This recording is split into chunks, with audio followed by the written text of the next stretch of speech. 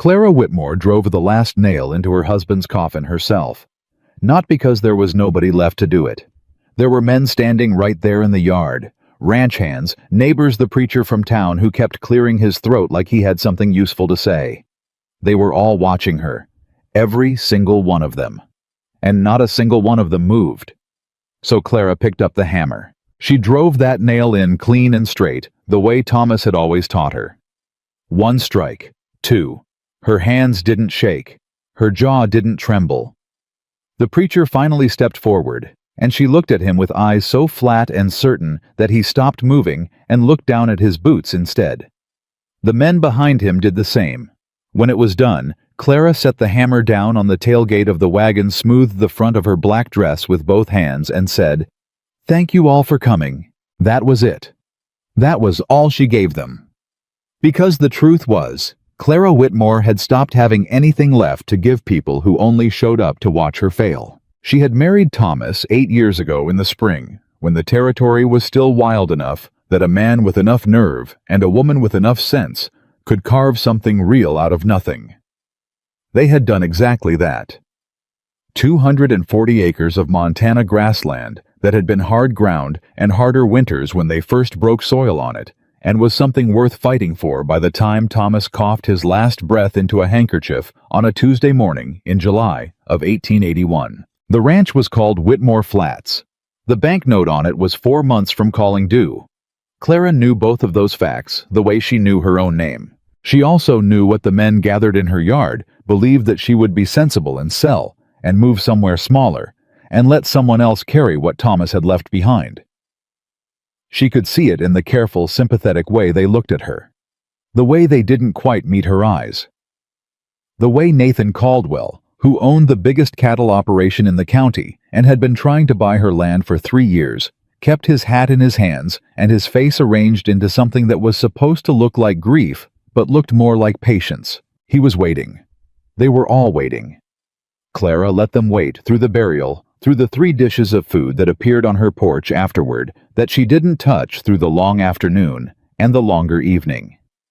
She let them wait while she sat at Thomas's desk with his ledger open in front of her, and went through every number twice, and then a 3rd time, because the 3rd time confirmed what the first 2 had already told her. The ranch had 60 days, maybe 70, if she sold the 2 draft horses and cut the feed order in half.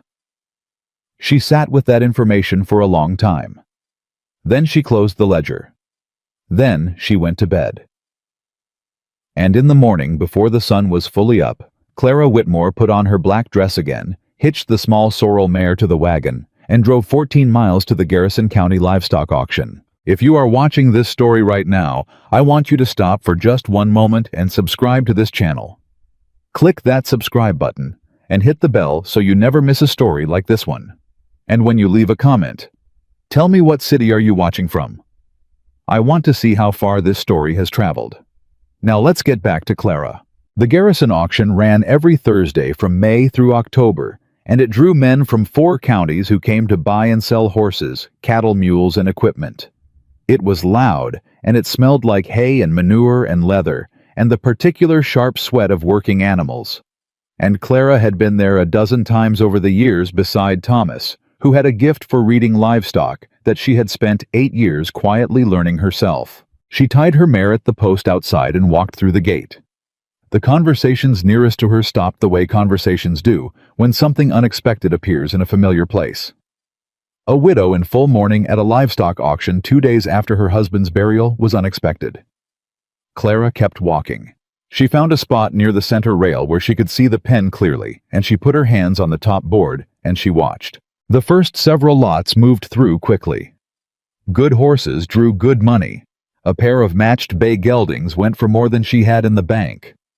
A young quarter-horse stallion with clean legs and a bright eye brought a price that made the crowd murmur approvingly. She watched all of it, and she said nothing, and she moved to the next pen when it was time. It was the last pen that she had come for. She had heard about it 3 weeks ago, before Thomas died, from a man named Ira Foss, who ran the feed store in Garrison, and who had a habit of knowing things before they became common knowledge. He had told Thomas, and Thomas had told her. and she had filed it away in that part of her mind where she kept things that mattered. 7 horses, all rejected from a cavalry remount contract out of Fort Benton. The Army had wanted animals between 4 and 8 years old, sound in wind and limb trainable. Responsive, the kind of horse a soldier could ride into chaos and expect to come out the other side. These 7 had been evaluated and turned away. The evaluation notes, which Ira had somehow acquired a copy of, described them in terms that were not generous. Too aggressive. Unpredictable response to stimulus. History of injury. Excessive scarring. Poor response to standard training methodology. Not suitable for military application. Thomas had read those notes and gone quiet in the particular way he went quiet when something was working itself out behind his eyes. "Clara," he had said, "do you know what those words actually mean?" She had looked at the notes again. "They mean the horses fought back," she said. Thomas had smiled at her like she had just said something that made him proud. He was gone before Thursday came, but Clara remembered. The 7 horses came into the pen with the kind of energy that made the crowd step back from the rail. They were not a matched group, a big black stallion with a scar running jaw to chest.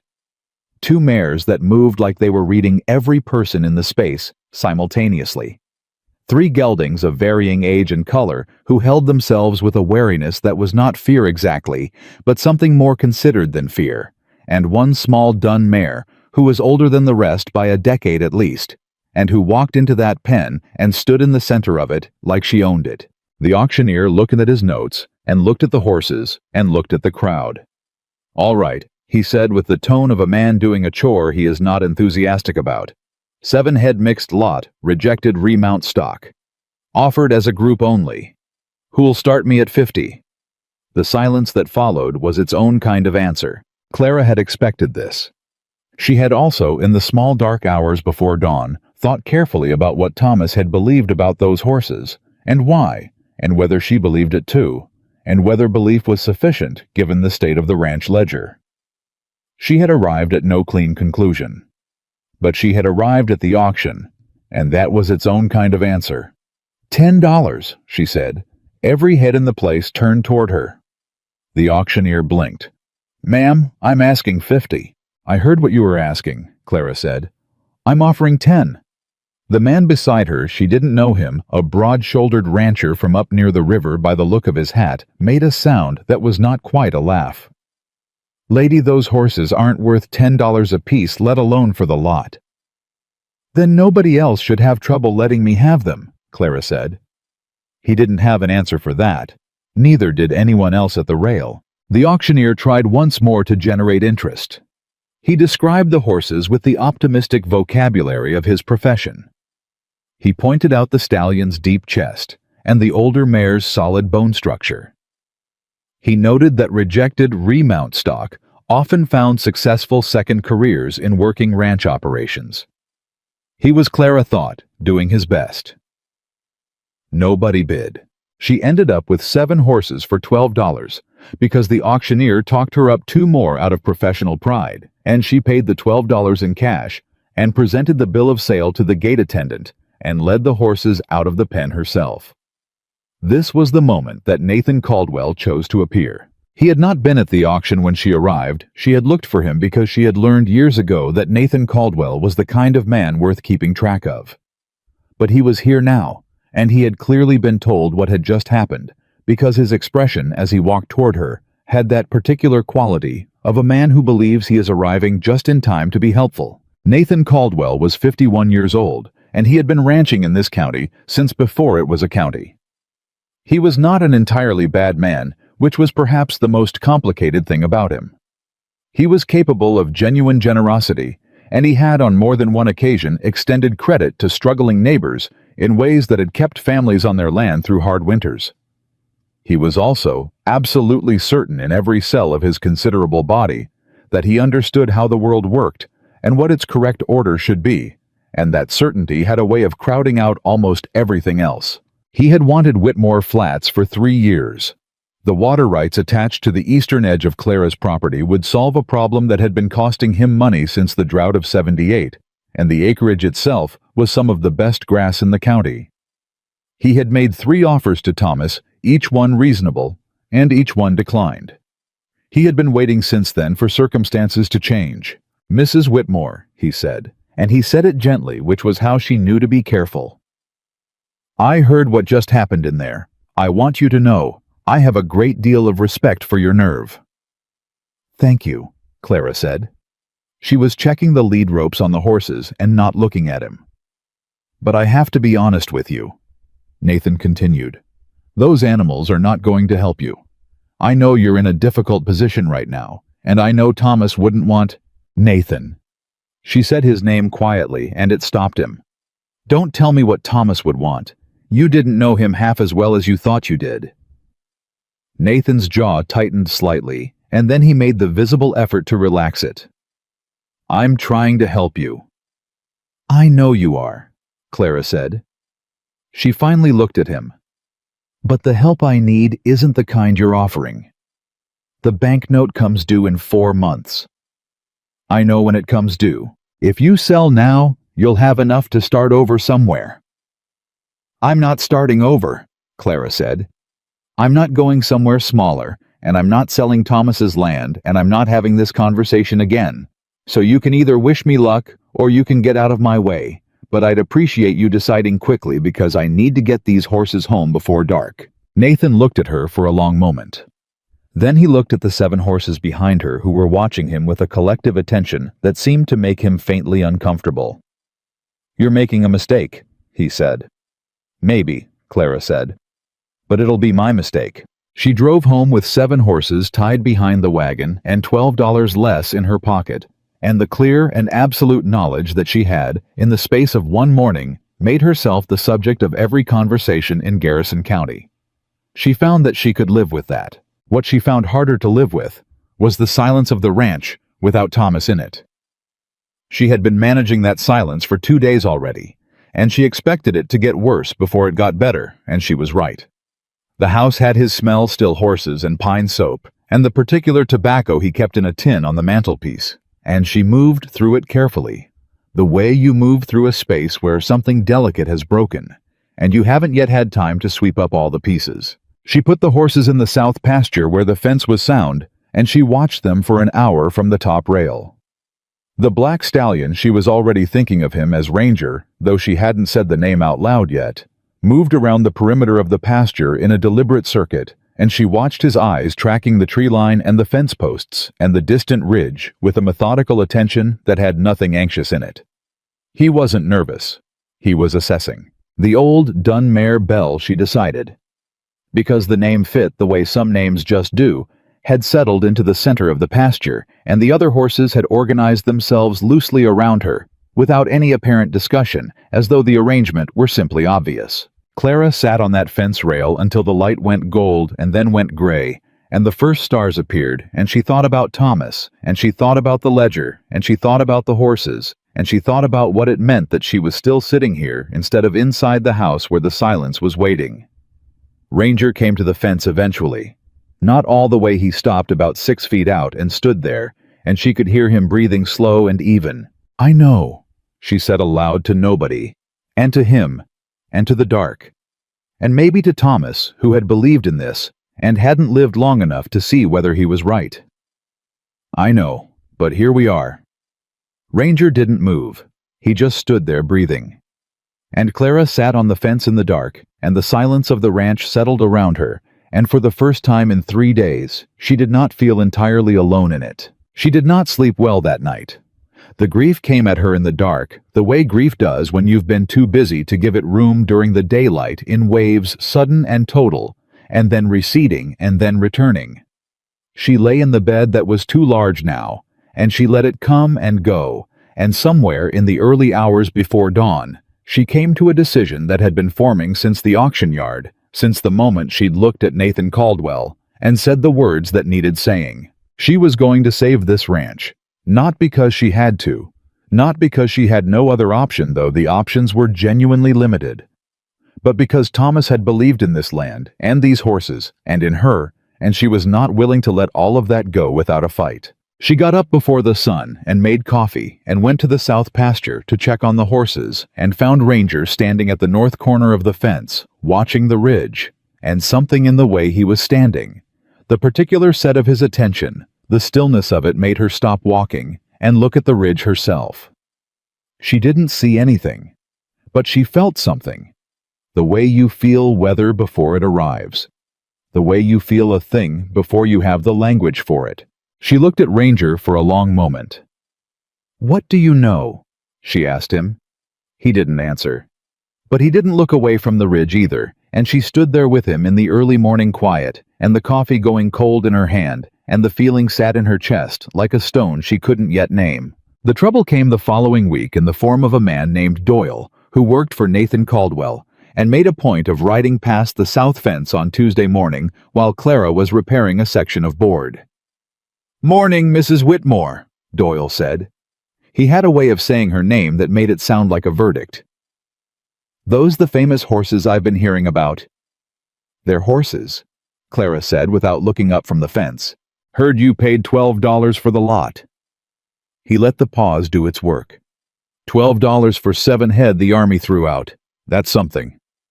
"It is," Clara agreed. "Mr. Caldwell was asking about your plans," Doyle said.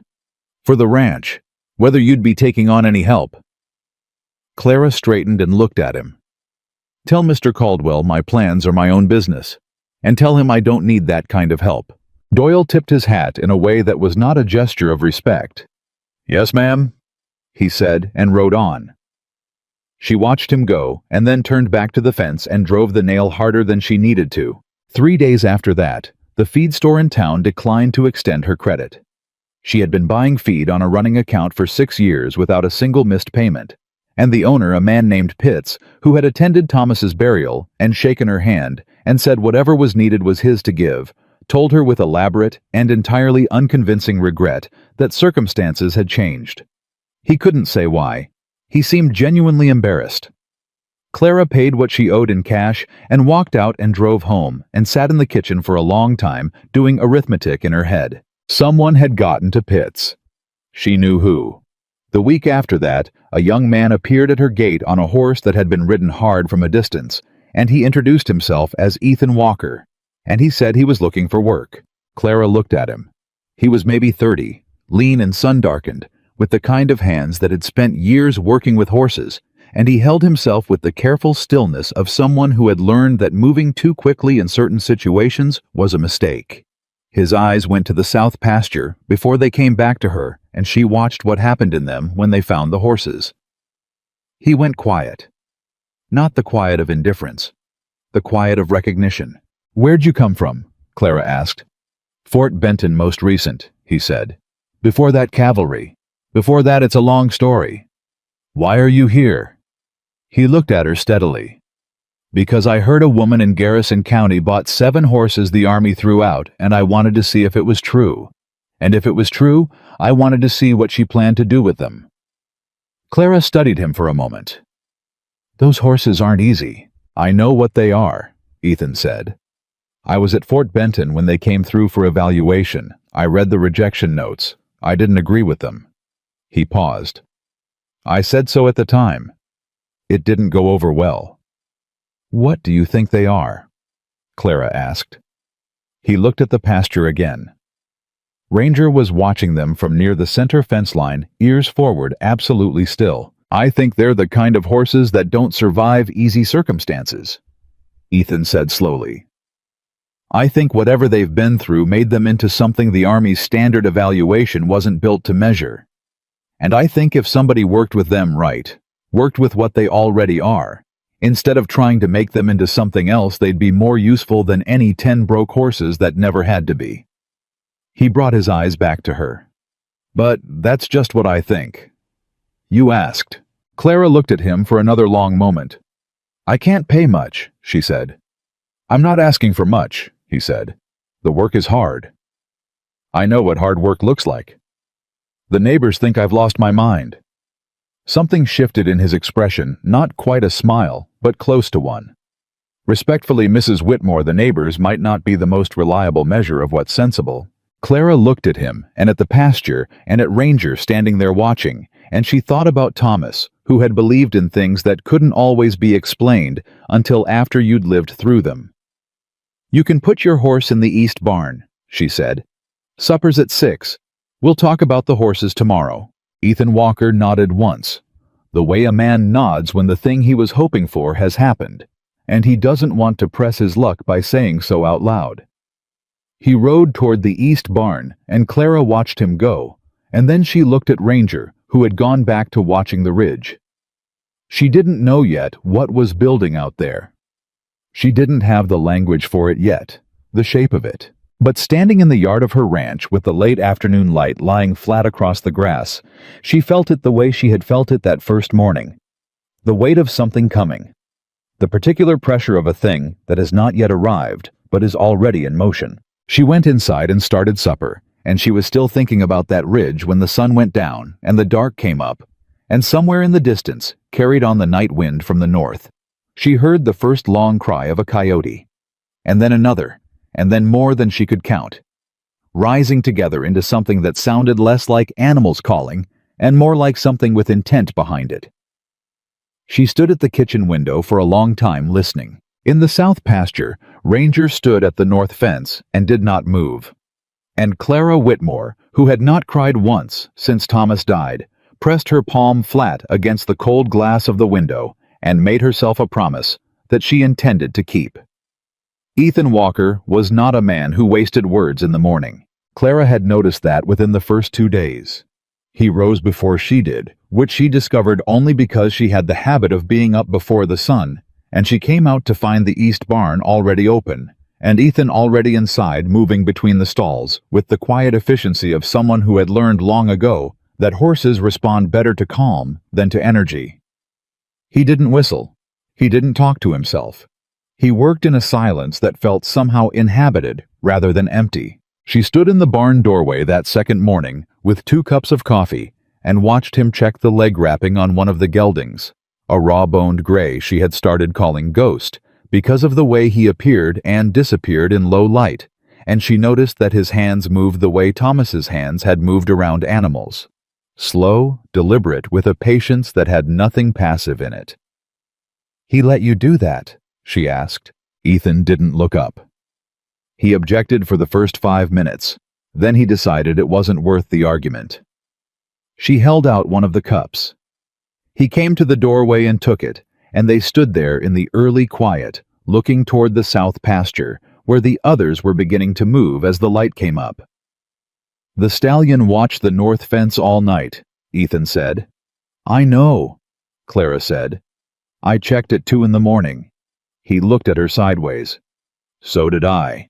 They were quiet for a moment, both of them, with their eyes on Ranger, who was standing at the north fence right now in the full morning light, doing exactly what he'd been doing in the dark. "Something's up there," Ethan said. "Yes," Clara said. "How long has he been doing that?" "Since the first night I brought him home." Ethan turned his cup in his hands slowly. The cavalry evaluation team noted that 3 of these horses showed what they called excessive alertness to environmental stimulus, he said. It was in the rejection notes. They counted it as a fault. Clara looked at Ranger. "Excessive alertness," she said flatly. "Yes, ma'am." "A horse that watches a ridgeline and doesn't stop watching it until he knows what's there," she said. They counted that as a fault. They were looking for horses that would stay calm in structured chaos, Ethan said. Marching formations, cannon fire flag movements, controlled conditions. They didn't want horses that were always thinking. "But we're not in a formation," Clara said. "No," Ethan agreed. "We're not." She finished her coffee and handed him the empty cup and went to start the day's work. And behind her she heard him go back into the barn and begin again, slow and quiet, the same as before. The rhythm of the ranch reasserted itself over the following days with a stubbornness that Clara found both steadying and heartbreaking, because the rhythm was Thomas's, and he was not there to keep it, and she had to keep it herself or let it fall apart. She kept it. She made the decisions that needed making and did the work that needed doing, and she let herself feel what she felt in small measured doses at night alone.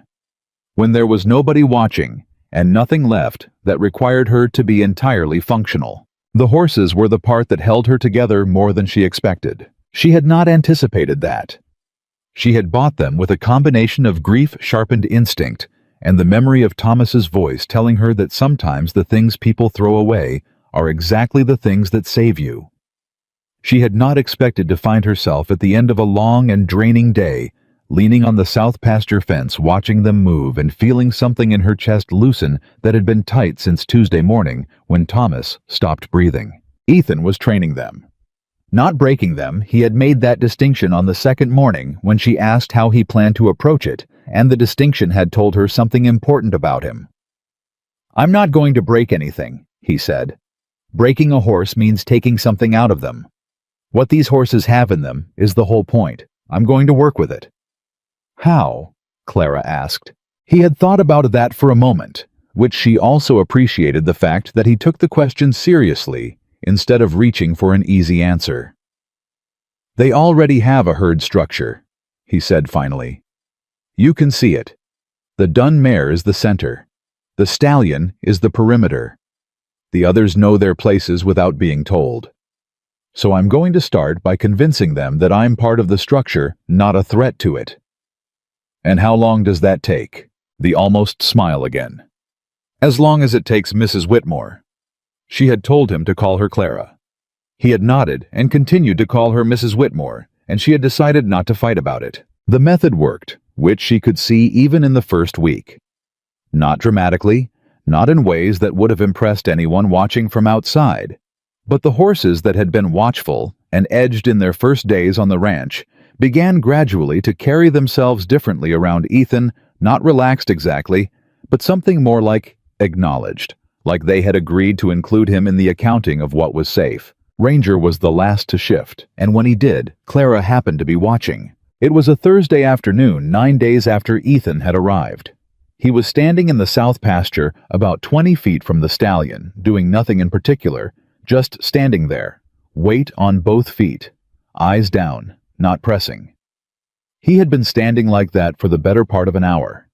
Clara had checked twice, and both times he was in the same position, and she had concluded that he either had enormous patience or his mind was somewhere else entirely. Then Ranger took 3 steps toward him, stopped, took 2 more, put his nose against Ethan's shoulder, and stood there.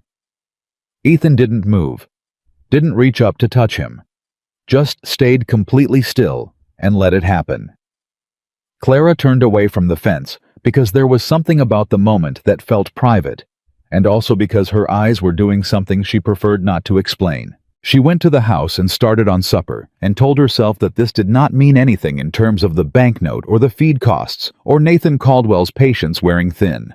It was a horse touching a man's shoulder.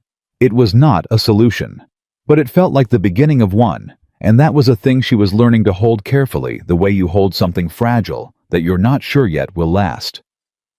The letter from the bank arrived on a Friday. She had been expecting it, so the envelope didn't frighten her, but she sat with it on the kitchen table for a full minute before she opened it. The letter was polite in the way that legal documents are polite when they are delivering information that is not optional.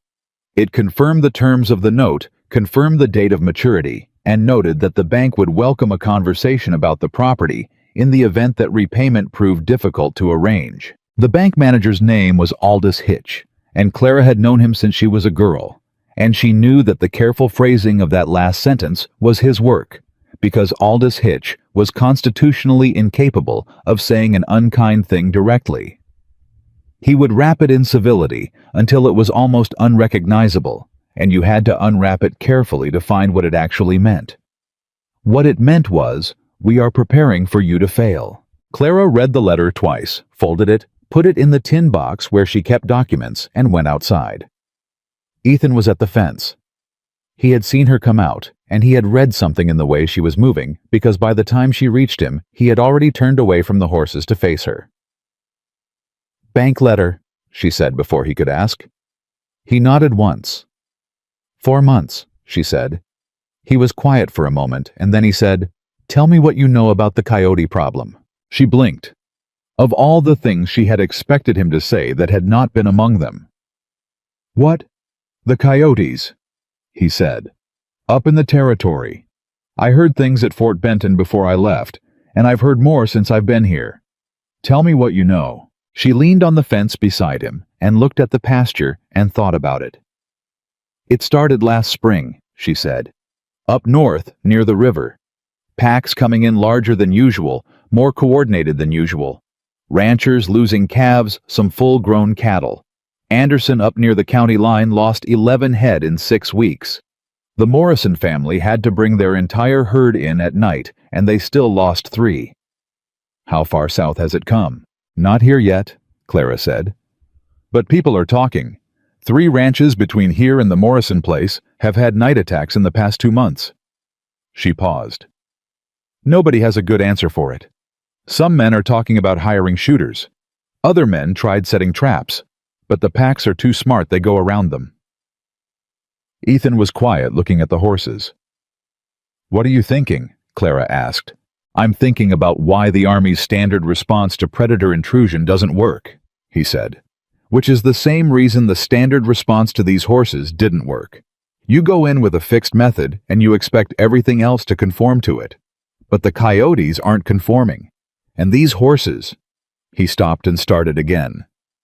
"I've seen horses used as livestock protection before, not trained for it the way you'd train a dog. But horses that had the instinct for it, that had learned through hard experience how to manage threats to a herd. It works different from anything else. It works because the horses think." Clara was very still. "You think that's what these horses are?" she said. "I think it's a strong possibility," Ethan said carefully. "I don't want to promise you something I can't deliver.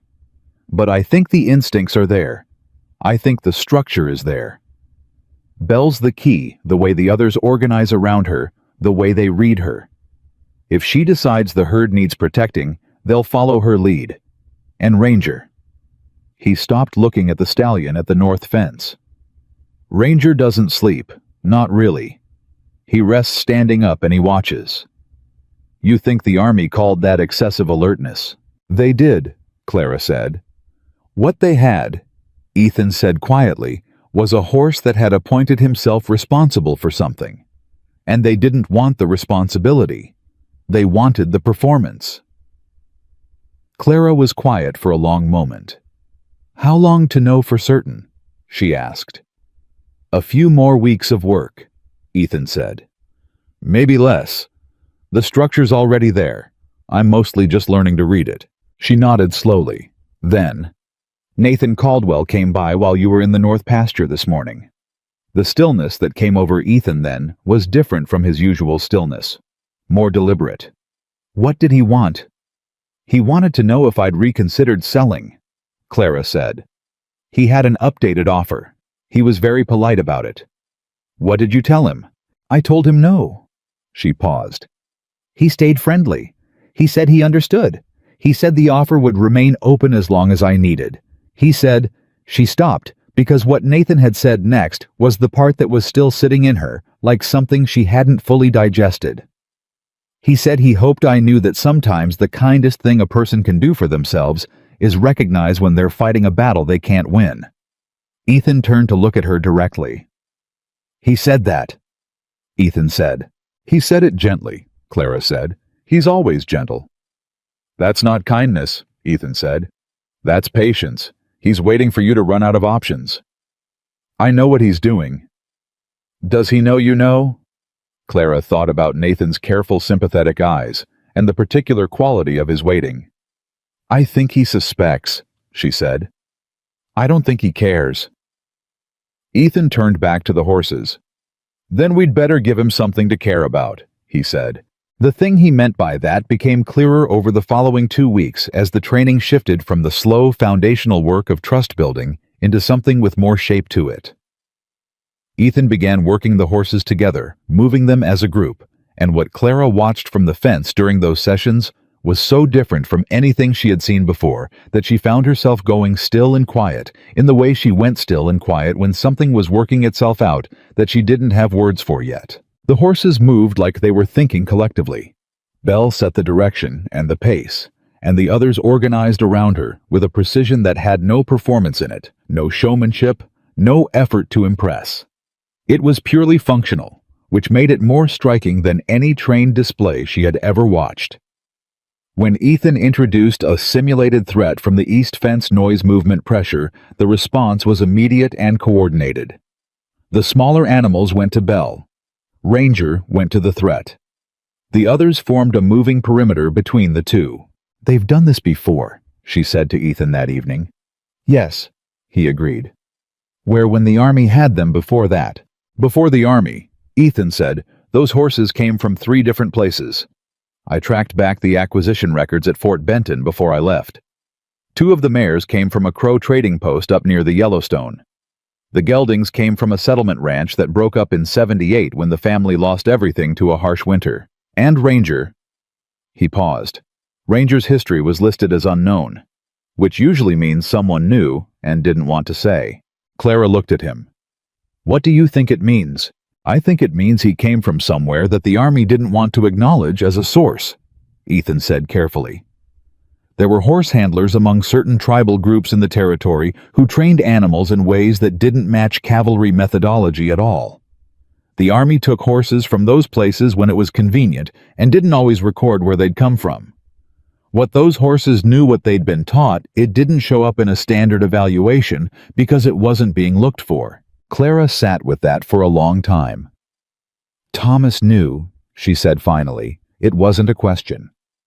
"What did he tell you about them?" "He said people judge what they don't understand," she said. "He said sometimes the thing everyone throws away is the thing that saves you." She was quiet. "He never explained more than that. But I think he understood where they came from and what they carried." Ethan nodded, looking at the pasture. He understood more than most. The night the first attack came was a Wednesday 3 weeks and 2 days after Ethan had arrived at Whitmore Flats. Clara woke at 11:30 to a sound she had never heard before, or rather to the absence of a sound she had gotten used to. She had grown accustomed to Ranger's movement along the north fence, the occasional soft sound of his progress, the way she could hear him in her sleep without waking. When that sound stopped, the silence woke her. She was out of bed and at the window before she was fully conscious of having moved. The south pasture was lit by a half moon, enough light to see shapes but not detail, and what she saw made her breath come short. The horses were in formation. All 7 of them moving with a purpose and coordination she had watched in daylight but had not seen in the dark. And it was different in the dark, more urgent, more absolute. The way things become more themselves when the softening light is gone. She pulled on boots and a coat and took the rifle from beside the door and went outside, and she heard them before she reached the pasture fence. Heard the coyotes more than she had ever heard. At one time, a sound that came from multiple directions simultaneously, that rose and fell and rose again, with an intelligence in it that went beyond what she had always thought of as animal. She stood at the fence and watched. The horses held a line, Ranger at the front, Belle behind him and slightly to the right, the others arranged in a curve that enclosed the space the livestock had been pressed into, and the coyotes tested the line again and again. She could see them in the moonlight, lean shapes that approached and retreated and approached again, looking for the break that was not there. Ethan appeared beside her without a word. He had the other rifle. He looked at the horses and at the coyotes, and he stood very still. "Don't shoot yet," he said quietly. "I wasn't going to," Clara said. They watched together. The testing went on for what felt much longer than the 20 minutes she counted on the clock later. The coyotes were patient and organized, and if she hadn't known better, she would have said they were thinking. But the horses were more patient, and whatever the horses were doing, it was working because the livestock, her cattle, her 3 remaining draft horses in the adjacent pen, were still and quiet, in a way that made no sense unless they understood they were being protected. Finally, the coyotes withdrew. Not in panic, not driven away, they simply stopped pressing and pulled back, and the night went quiet in the particular way it goes quiet when a threat has passed rather than been eliminated. Clara let out a breath she had been holding for a long time. "That was the first wave," Ethan said beside her. She looked at him. "You think they'll come back?" "Not tonight," he said. But yes, they'll come back. He paused. And the next time, there will be more of them. She stood at the fence in the cold night air and looked at her horses, who were already beginning to relax out of the formation, not dispersing, just shifting the way soldiers stand down, but don't disarm. Ranger had come back to the north fence. Belle had settled, and the others were near her. And Clara understood standing there that what she had bought at that auction for $12 was not 7 rejected horses. She had bought something that nobody in this county had the language for yet. Something that the cavalry had seen and not recognized and turned away. Something that Thomas had understood and she had half understood, and Ethan had arrived to help her understand the rest of. She had bought 7 animals who had been through enough that ordinary threats no longer moved them, who had organized themselves around something worth protecting and refused to abandon the organization under pressure. She had, without knowing exactly what she was doing, bought the most capable livestock protection she had ever seen or heard of from a man who'd been dead a week and had spent 8 years quietly leaving her the tools she would need when he was gone. She pressed her hand flat on the top fence board, and she didn't say anything for a long time. "Clara," Ethan said, and his voice had something in it she hadn't heard there before. She looked at him. "I need to tell you something," he said, "about why I actually came here." She waited. "Nathan Caldwell came to Fort Benton 2 months ago," Ethan said. "He was talking to people, to anyone who'd listen, about a widow ranch up in Garrison County that was going to come available soon. He was lining up buyers, investors. He had it worked out that by the time the banknote came due, you'd have no options left, and no credit and no way out. He had the feed store sewn up before I left Fort Benton." He stopped. "I didn't know you then. I just heard a man making very certain arrangements about someone who hadn't agreed to be arranged, and it bothered me. So I rode south to see for myself." Clara looked at him in the moonlight. "He's been planning this since before Thomas died," she said. It was not a question. The knowledge settled into her like cold water, and she let it settle because she needed to feel the full shape of it before she decided how to respond.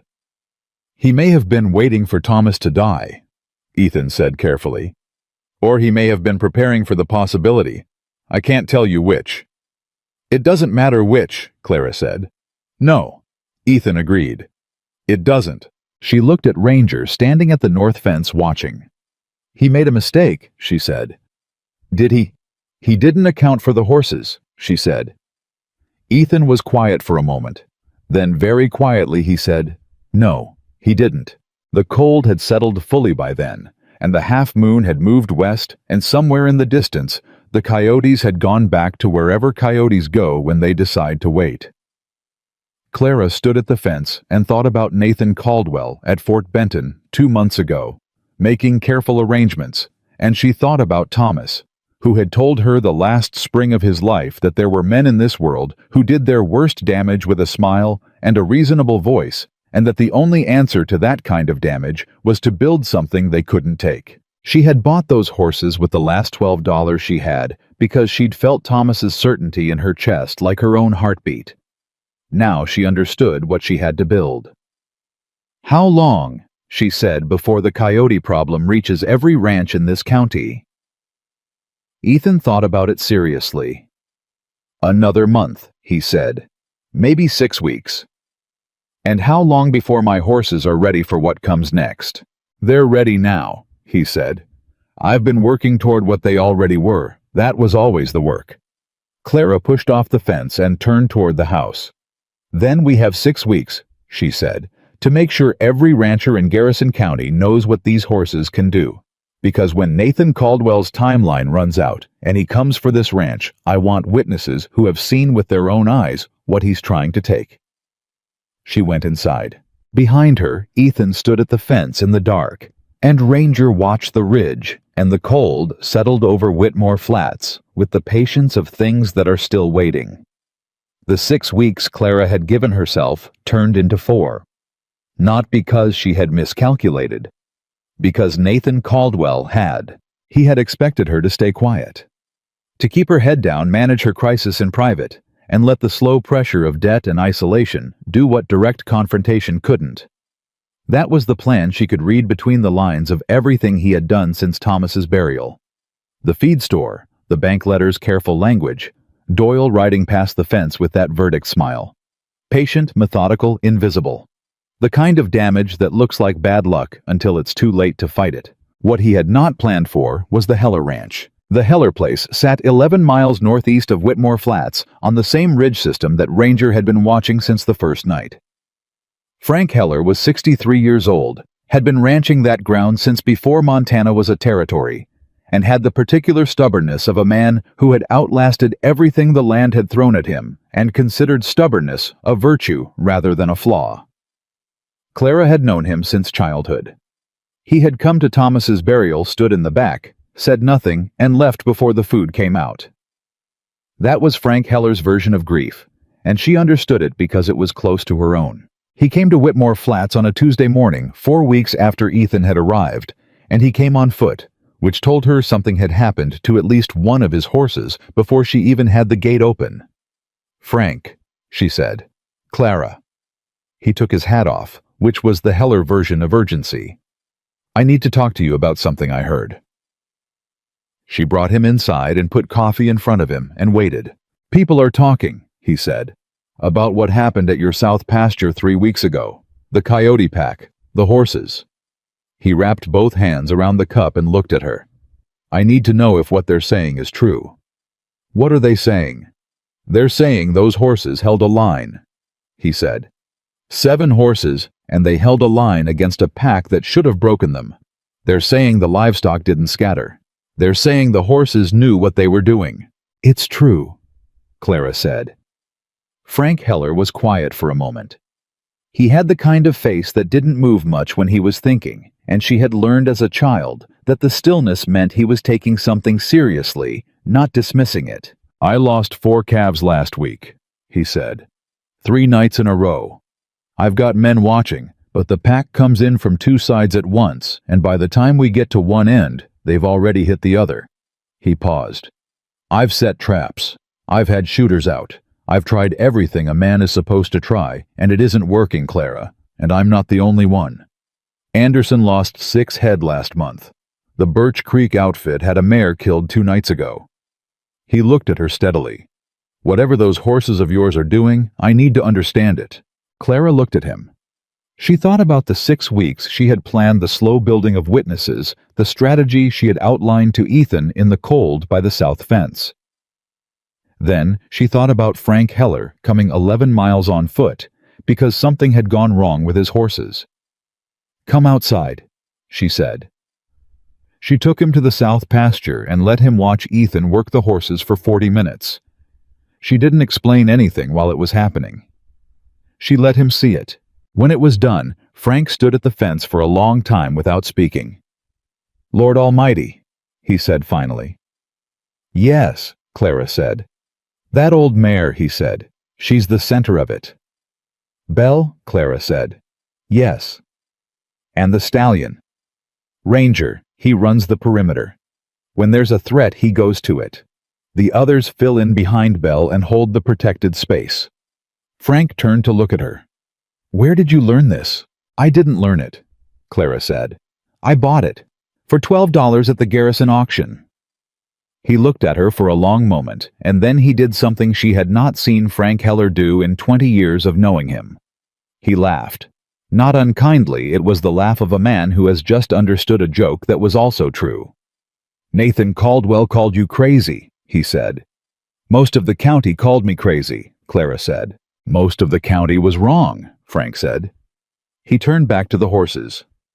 "What do you need to make this work, to bring them to my ranch work with my livestock?" Clara had thought about this. She had thought about it carefully because she needed it to work, and she needed it to be honest, and she needed it to be something she could stand behind when Nathan Caldwell eventually used it against her, which she was certain he would try. "I need 3 nights," she said. "I need access to your pasture and your herd. I need your men to follow Ethan's instructions exactly, even if they don't understand why. And I need you to be willing to tell people what you see." Frank didn't hesitate. "Done," he said. They went to the Heller Ranch that Thursday. The first night was quiet. The coyote pack tested the perimeter twice, but didn't commit to a full press, and Clara stood in the dark beside Ethan and watched the horses move in the unfamiliar space with the same calm purpose they showed on home ground. Ranger had taken less than an hour to map the boundaries. Bell had the Heller cattle organized in a tighter formation than Frank's men had ever managed, and Frank stood at the fence next to Clara, with his arms crossed and his jaw set in the particular way of a man who is revising a fundamental belief about what is possible. "They don't know this land," he said quietly. "No," Ethan said, "but they know threat, and they know herd. The specific geography doesn't change the calculus much." "Where did you learn to work horses this way?" Frank asked. Ethan was quiet for a moment. "From people who weren't in the habit of writing things down," he said. "Which is why nobody else knows it." Frank looked at him, and then looked back at the pasture and let it go. The second night the pack came in force. Clara counted at least 30 animals coming from the northeast in 2 separate columns that converged at the south fence line, the same coordinated approach that had broken other ranchers' defenses, because it split the human response and created confusion. She felt Frank's men tense around her, felt the instinct to call for rifles and lanterns and organized response. "Hold," Ethan said quietly, and his voice had that particular quality that made people listen without knowing why. Everyone held. The horses had already responded. The shift in their formation happened before the coyotes were fully visible, a ripple that moved through the group from Ranger outward, a tightening, a redefinition of the protected space, and Bell moving through the cattle with a steadiness that transferred to them physically, a visible settling of the herd that Clara wouldn't have believed if she hadn't seen it happen before. Ranger hit the fence line and stopped there, and the message he transmitted to the approaching pack was not aggression. It was something older and more absolute than aggression. It was certainty. The certainty of an animal that has decided this is where the line is and has made its peace with what that decision means. The pack tested for 40 minutes. Then they left. Frank Heller lost no cattle that night. By the time the third night had passed without incident, there were 6 men from neighboring ranches standing at Frank's fence who had ridden over because word had traveled the way word travels in ranch country fast, and with the particular credibility of information that comes from someone you've trusted for 20 years. Clara stood in the middle of those 6 men and answered questions until the sun came up. She drove home that morning with something she hadn't had since Thomas died. Not hope exactly, she'd had that in smaller doses throughout. This was something more solid. This was momentum, and she could feel the difference in her chest. Ethan was quiet on the drive back. He had a way of going internal after big nights, and she had learned not to push it. "It worked," she said when the Whitmore gate was in sight. "It worked," he agreed. "More ranchers will come now." "Yes." She glanced at him. "Say what you're thinking." He was quiet for another moment, and then he said, "I'm thinking that Nathan Caldwell has someone at the Heller place. One of the hands maybe, or someone Frank trusts. Word of what we just did will reach Caldwell by this afternoon." Clara had thought about this too. And he won't wait as long as he planned to," Ethan said. "We moved his timeline. He'll move his." She felt the weight of that settle. "How long do we have?" she asked. "I don't know," he said, "but I'd guess he makes a move within the week." He was right by 2 days. The letter arrived Friday, not from the bank this time, from the county land office. It was formal and precise and written in the language of legal process which Clara had to read 3 times before the shape of it became clear to her. A claim had been filed against the eastern water rights attached to Whitmore Flats. The claim alleged that a surveying error made in 1873 had placed the boundary line incorrectly, and that the water rights Clara held were in fact attached to the property to the north, which was to say, to Nathan Caldwell's land. She sat at Thomas's desk with the letter in her hands for a very long time. Then she got up and went to find Ethan. He read it standing in the barn doorway, and the expression that moved across his face was not surprise. It was the expression of a man who has been waiting for the other boot to drop and has now heard it. "He's been planning this longer than Fort Benton," Ethan said. "I know." "This kind of survey challenge takes months to set up," he said.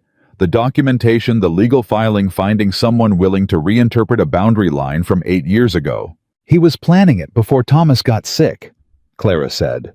The words sat in the air between them. Ethan folded the letter very carefully. "Do you have a lawyer?" "I have a man in Garrison who handles documents," Clara said. "I don't know if he handles this." "He may not need to," Ethan said. "Do you have the original survey records?"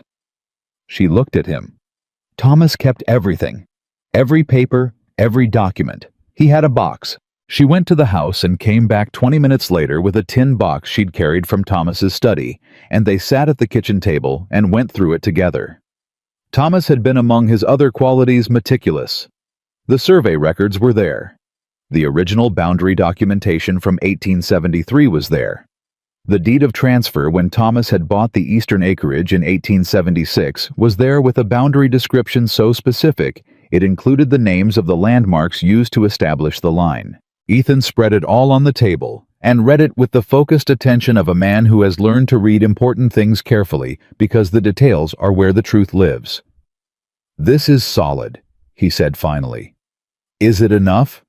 "It should be more than enough," he said, "if it gets in front of someone honest." "Nathan Caldwell has friends in the county land office," Clara said. "I know," Ethan said, "which means we don't win this at the county level." He paused. "Do you know anyone at the territorial level? Someone Thomas knew? Maybe someone above the county?" Clara thought about it. She thought about the men Thomas had known, the relationships he'd built over 8 years of ranching, the people who had come through and stayed and corresponded. And then she thought of a name. "Samuel Grant," she said. Ethan looked up. "He's a territorial livestock inspector," Clara said. "He and Thomas went back years. He came through here twice on inspection tours and stayed 2 nights each time. He's based in Helena." She paused. "He's honest." "Write to him," Ethan said. "Tonight. Send everything with a courier tomorrow morning. Don't go through the county post." She nodded and then said, "Ethan, if the water rights go, they won't," he said. And there was something in his voice that was not reassurance in the empty sense. It was the voice of someone who has looked at the evidence and reached a conclusion and is stating it as fact. She held on to that. The following Tuesday, Nathan Caldwell came to Whitmore Flats himself. He came in the middle of the afternoon, which was deliberate. Afternoon meant she was most likely to be alone in the house, with the hands out on the property, and Ethan, wherever Ethan was. He came in a good wagon with his good horse, and he came alone, which was also deliberate, because Nathan Caldwell was most effective when it was just him and the person he was talking to. No witnesses, no friction. Clara saw him coming from the kitchen window, and she took off her apron and went to the porch and stood there waiting with her hands at her sides. He pulled up and got down and came to the porch with his hat in his hands, and that expression of careful sympathy that she had learned to read as the mask it was. "Clara," he said. "Nathan," she said. "I heard about what happened at Frank Heller's place," he said. "I want you to know I think what you did was remarkable. Genuinely. Those horses, what they did, people are talking about it all over the county." "I know," Clara said. "But I need to talk to you about something difficult," he said. "About the water rights situation." "I received the filing," she said. Nathan nodded with the sorrow of a man delivering news he wishes he didn't have to deliver. "I want you to know I didn't initiate that," he said. "The survey discrepancy was flagged by the county assessor's office during a routine review. My name came into it only because my land is adjacent." Clara looked at him. "Nathan," she said, "I've known you for 20 years." He waited. "I know you didn't tell the county assessor to look at my survey," she said. "I know you paid someone to look at my survey and told them what to find, and then had the county assessor told about what they found. That's how this works, and we both know it. So let's not stand here and discuss it as though it were an act of God." The sympathy left Nathan Caldwell's face for approximately 3 seconds. That was all it took, 3 seconds of a different expression, something flatter and harder and much more honest than anything she had seen from him before. Then the sympathy came back, but it was different now, less careful. "You're in a difficult position," he said. I've been in a difficult position since July, Clara said. I'm still here. Clara.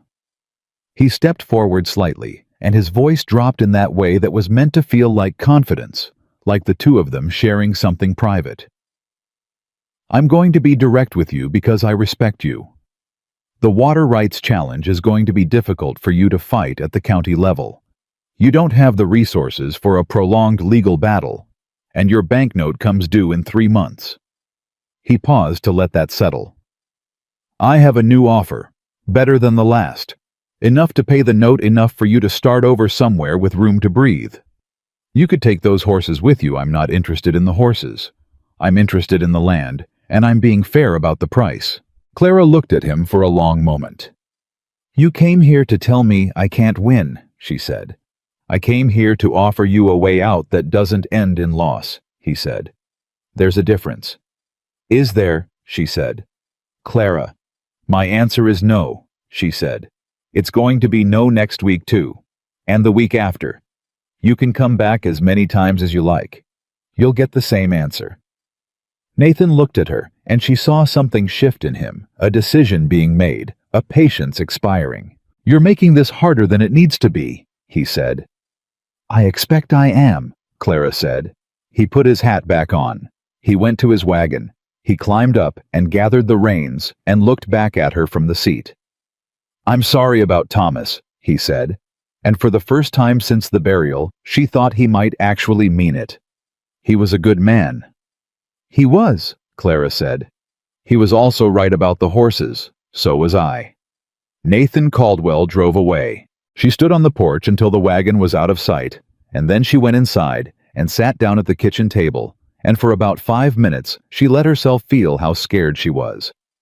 She let it come fully. Let it be as large as it actually was, the banknote and the water rights and Nathan's expiring patience and the coyotes and the whole weight of it pressing down on her at once. Then she got up and put the kettle on. When Ethan came in an hour later and saw her face, he stopped in the doorway. He came, Ethan said. He came, she said. Sit down. I need to tell you what he said, and then I need to tell you what I noticed while he was saying it. Ethan sat. She told him the conversation precisely as she had committed it to memory the moment it ended. Ethan listened without interrupting, which was one of the things about him that she had come to rely on, the listening that was actual listening, not waiting. When she finished, he said, What did you notice? He said he's not interested in the horses, Clara said. He said I could take them with me. Ethan was still. He's not afraid of the horses, she said. He doesn't think they matter. He's seen what they can do at the Heller Ranch, and he still doesn't think they're the point. Because he doesn't understand what they mean yet, Ethan said slowly. Not yet, Clara said. But Nathan Caldwell is not a stupid man. Give him another 2 weeks, another 3 ranchers coming to us with coyote problems, and he'll understand exactly what this is. He'll understand that I'm not just saving my ranch. I'm changing how every rancher in this county thinks about livestock protection. And if I do that, he loses more than your land, Ethan said. He loses the position. He's built his whole reputation on knowing the right method, Clara said.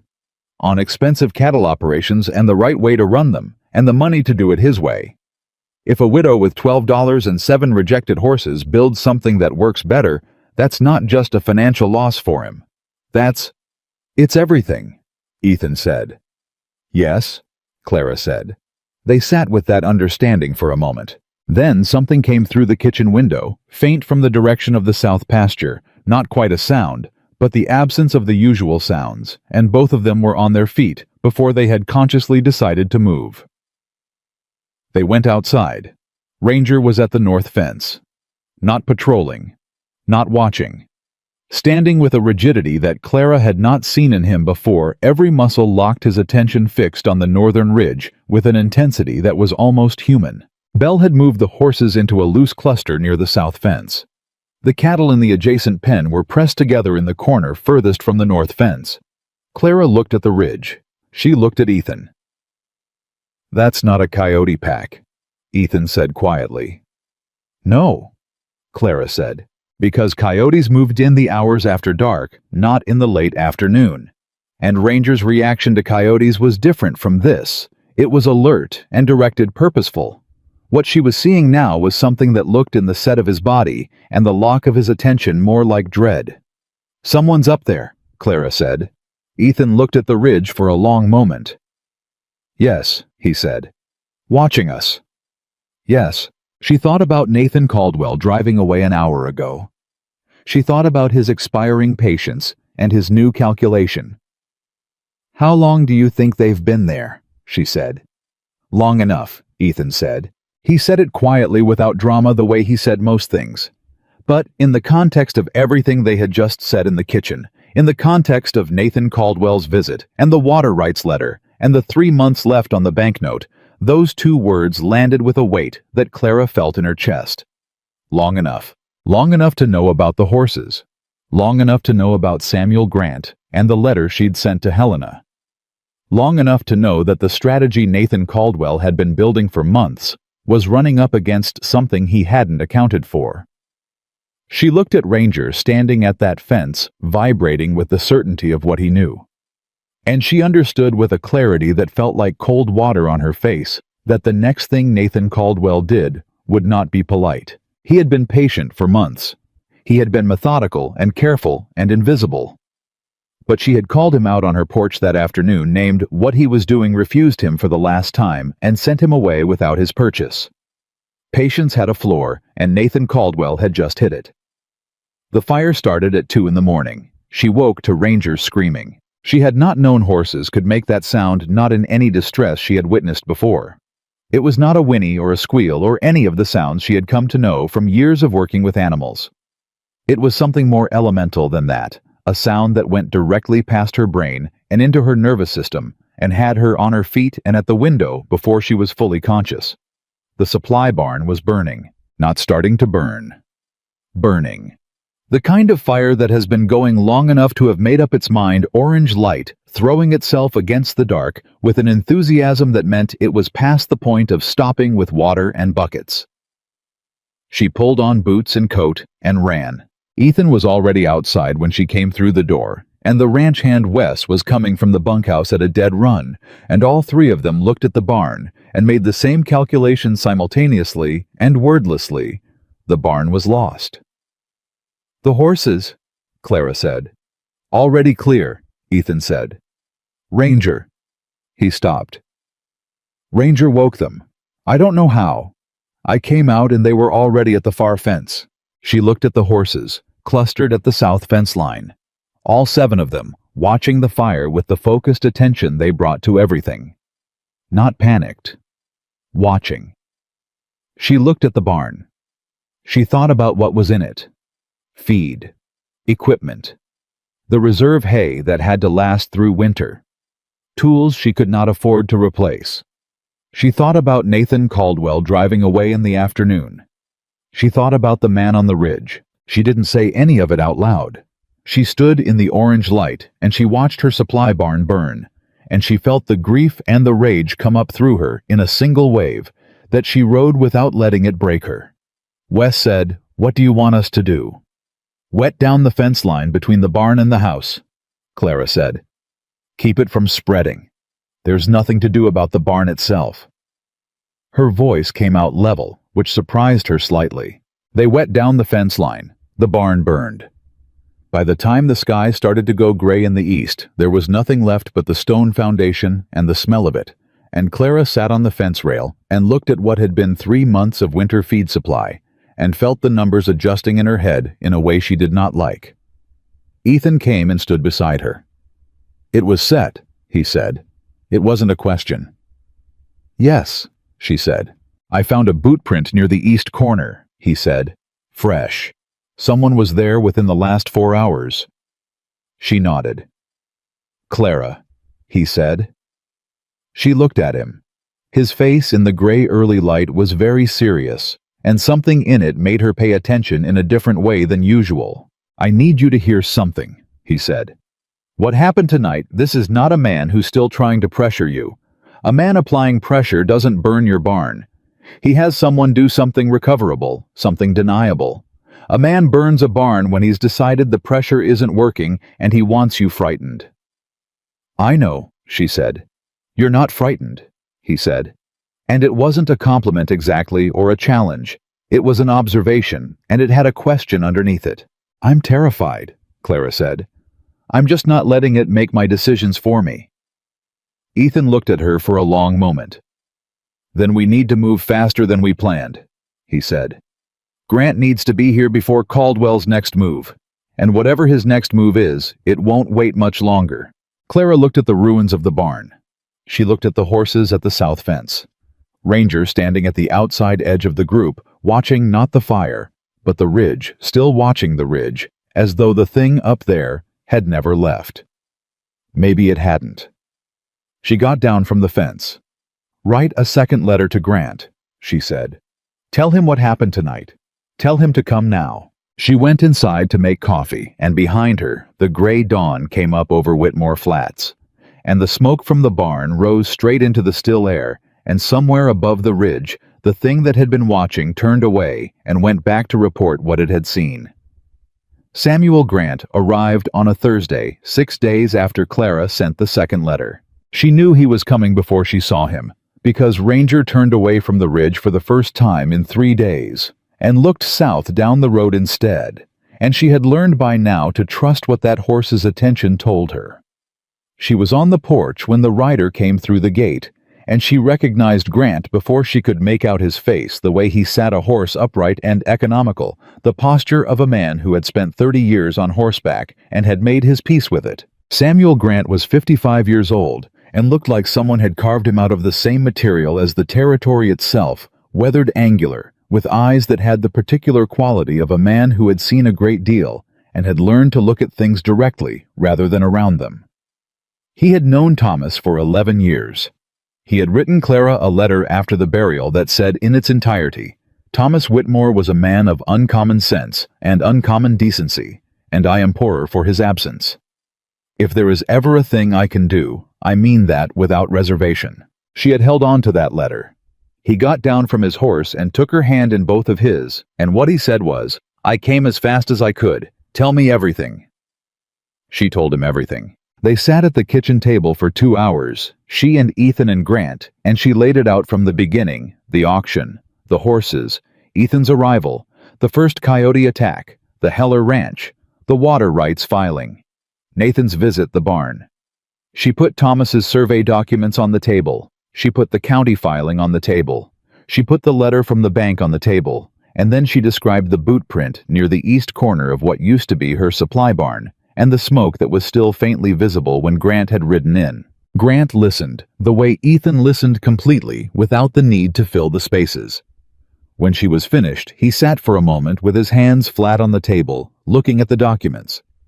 "The survey challenge is fraudulent," he said. "It wasn't a question." "The original documents support our boundary," Ethan said. "Every one of them." Grant picked up Thomas's 1873 survey record and read it carefully. Clara watched his face. She had learned to read men's faces during the past 3 months in ways she hadn't needed to before. And what she read in Grant's face was something that moved from assessment into something colder and more purposeful. "Who filed the counter-survey?" he asked. "A man named Reese," Clara said. "He's a surveyor out of Billings. I asked around. He's done work for Caldwell's operation before." Grant set the paper down. "Clara," he said, "I need to be straight with you about something. What I can do officially as a territorial inspector has limits. Land disputes go through the county land office, and if that office has been influenced, the official process could take longer than your banknote allows." He paused. "But there's an unofficial channel that sometimes moves faster." "What channel?" she asked. "I know the territorial land commissioner in Helena," Grant said. "Personally, we served together in the war, which is a different kind of knowing. He's a man who does not respond well to being told that someone is manipulating his county land offices." He looked at her steadily. "If I write to him tonight and send it by the morning rider, you could have a territorial review of the survey claim within 2 weeks. That's faster than the county process. And at the territorial level, Caldwell's county connections don't reach. 2 weeks, Clara said. Maybe 10 days, Grant said. James moves fast when he's angry, and this will make him angry. Clara looked at Ethan. He gave her the small nod that meant he'd already considered it, and it was sound. Write the letter, she said. Grant wrote it that night at Thomas's desk, and Clara stood in the doorway watching him, and felt something Thomas shaped in the room with them, the sense of a man who had done his work at that desk, and had left behind in the wood of it and the lamp above it something of himself that hadn't entirely dissipated. She went to bed at 11 with a feeling she could not entirely name. It wasn't optimism exactly. It was the feeling of having placed a bet on the right number after a long time of not being certain any number was right. She slept hard, which she hadn't done since before the fire. In the morning, Grant went to see the horses. She had expected politeness from him, the respectful attention of a man humoring something he wasn't sure about yet. What she got instead was Grant standing at the south pasture fence for 35 minutes in absolute silence, watching Ethan move the horses through their paces, and at the end of 35 minutes, he turned to Clara with an expression she had not seen on his face before. "How long has this been developing?" he asked. "Since the day I brought them home," Clara said. "Ethan organized it, but the structure was already in them." Grant looked back at the horses. Belle was moving through the small cattle herd Clara kept in the adjacent pen, and the cattle were doing something that Clara had never been able to adequately describe to anyone who hadn't seen it. They were calm. Not resigned, not simply confined. Calm in the particular way of animals that have made a decision about the reliability of their situation. "I've been in livestock inspection for 12 years, Grant said. "I have never seen anything like this." "Nobody has," Ethan said, coming to the fence. "Because the people who developed it weren't writing papers." "These horses came through the Fort Benton remount evaluation," Grant said. "They were rejected," Ethan said. "I was there. I filed an objection to the rejection of the stallion and the 2 mares. The objection was noted and disregarded." Grant looked at him. "You were cavalry." 12 years, Ethan said. "The last 3 as a trainer." "Why did you leave?" Something moved through Ethan's face. Not evasion exactly, but the careful navigation of a true thing that had complicated edges. "Because I kept disagreeing with the methodology," he said. "And there's a limit to how many times a man can disagree before he becomes more trouble than he's worth to an organization." Grant studied him for a moment with those direct eyes. Then he said, "I want to be here when the next coyote pack comes." He didn't have to wait long. The attack came Saturday night, and it was the largest Clara had seen. She counted later in the light of the following morning and arrived at something between 50 and 60 animals, a number that made even Grant, who had seen a great many things in 30 years across the territory, go very quiet when she told him. They had all been outside since midnight. Ranger had begun his locked north fence attention at 10 o'clock, and Clara had woken Ethan and Grant and Wes and the 2 other hands, and they had all taken positions along the fence line because Ethan had said 3 days earlier that the next attack would come with more animals than before. He had said it quietly and without elaboration, and she had believed him without knowing exactly why, and she had been right to believe him. The pack came from the north and east simultaneously, and it came fast, none of the testing approach of the previous attacks. This was committed, which meant something had changed. Either the pack was growing desperate as the easy ranch targets dried up, or something had driven them south with more urgency than before. The horses were already in position when the first animals cleared the ridge. Clara stood at the fence beside Grant, and she watched Ranger go to the threat with the same locked certainty he always carried. And she heard Grant beside her draw a breath and hold it. Belle had the cattle tight, and the horses formed the arc around them, and the pack hit the line, and the line held, and what happened in the next 40 minutes was something Clara would spend years trying to find words for, and never entirely succeed. The horses fought. Not in the frantic, panicked way of animals trying to escape something. In the deliberate, coordinated way of animals that have decided where the line is and are committed to maintaining it. Ranger drove attacks back again and again, and the horses beside him held their positions, and the pack tested every section of the arc, and found every section held, and the cattle behind Belle were still. Wes, beside Clara, said under his breath, "I have never in my life." "No," Clara said, "neither have I." At some point during the third wave, Grant said very quietly, "Write your report yourself, Clara. I'll sign it and file it as an official territorial inspector's observation, but write it in your words because your words are better than mine for what this is." She looked at him. "I mean it," he said without taking his eyes off the horses. The pack withdrew before 3 in the morning. The cattle were unharmed. The horses were tired, she could see it in them. The post-battle looseness of animals that have pushed themselves hard, but they were uninjured, and Belle moved through the herd with the satisfied deliberateness of an animal that has completed a thing she set out to do. Clara put her hands on the top fence board and breathed. Grant said, "Nathan Caldwell is about to make the worst mistake of his life." She looked at him. "He's been trying to take a ranch," Grant said. "He doesn't understand that he's been trying to take something that's going to become the most valuable piece of knowledge in the Montana Territory within the year." He turned to look at her directly. "When word of tonight spreads, and it will spread, because Wes will tell someone, and that someone will tell someone, every rancher who's losing cattle to this coyote crisis is going to come to you. Not to me, not to the county agent, to you.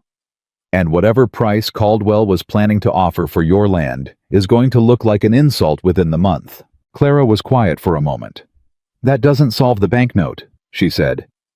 "No," Grant said. "But I have a thought about that, if you're willing to hear it." She was willing. What Grant proposed was careful and legitimate, and was in fact something Thomas would have thought of if he'd had more time. The ranchers who were suffering cattle losses from the coyote crisis, and there were now 11 documented operations within 40 miles of Whitmore Flats that were taking serious losses, had a collective problem that the county had no effective answer for. If those ranchers were willing to formalize an arrangement with Clara to pay a consultation fee for the use of her horses and Ethan's expertise, the income could address the banknote and establish Whitmore Flats as something more than a surviving ranch. Something permanent. "A cooperative," Clara said. "Of a kind," Grant said. "You'd need the ranchers to agree. Some of them will because they've already seen what your horses can do, or they've heard from Frank Heller. Others will need convincing." "Let me talk to Frank," Clara said. Frank Heller, when she rode to his place Monday morning and laid it out, didn't need convincing at all. "I've been waiting for you to ask," he said. She looked at him. "You knew I'd ask." "I knew you'd come up with something," he said. "I was just waiting to see what shape it took." He leaned back in his chair and crossed his arms. "How many ranchers do you need?" 6 committed to start, she said. "Enough to show the bank its viable income." "I can get you 6 by Wednesday," Frank said. "Anderson will come. The Morrison outfit will come. Jim Pierce, up near the creek, has been losing cattle for 2 months and is desperate enough to try anything. He'll definitely come. You want me to contact them?" "Please," Clara said. Frank stood up and put his hat on, which was his version of committing to a course of action. "Clara," he said, "I want you to know something.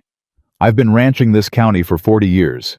I've watched a lot of people come and go, and I've watched a lot of people get pushed out by men with more money and better connections and no particular conscience. I didn't stop any of it. I kept my head down and minded my own operation, and told myself it wasn't my business." He stopped and looked at her with those 40 years' eyes. "It was my business. It's always been my business. I'm sorry it took me this long to remember that." Clara looked at him. "Thank you, Frank," she said. It was the only thing she said, but he understood everything she meant by it. She rode home and found Ethan at the north fence with Ranger, and there was something in the way both of them were standing the man and the horse that made her rein in and look at them more carefully. "What is it?" she called. Ethan turned. "Come see this," he said. She tied her horse and went to the fence, and he showed her the ground on the north side of the fence line. She saw it immediately, not a boot print this time, but the signs of a deliberate survey. Stake holes in the ground. The kind made by a surveyor's equipment driven into the soil and then pulled out, but leaving behind the unmistakable circular depressions that she recognized from the times Thomas had had the fence lines resurveyed. "Someone was measuring," she said.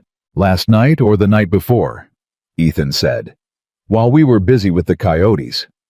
She stood with that for a moment.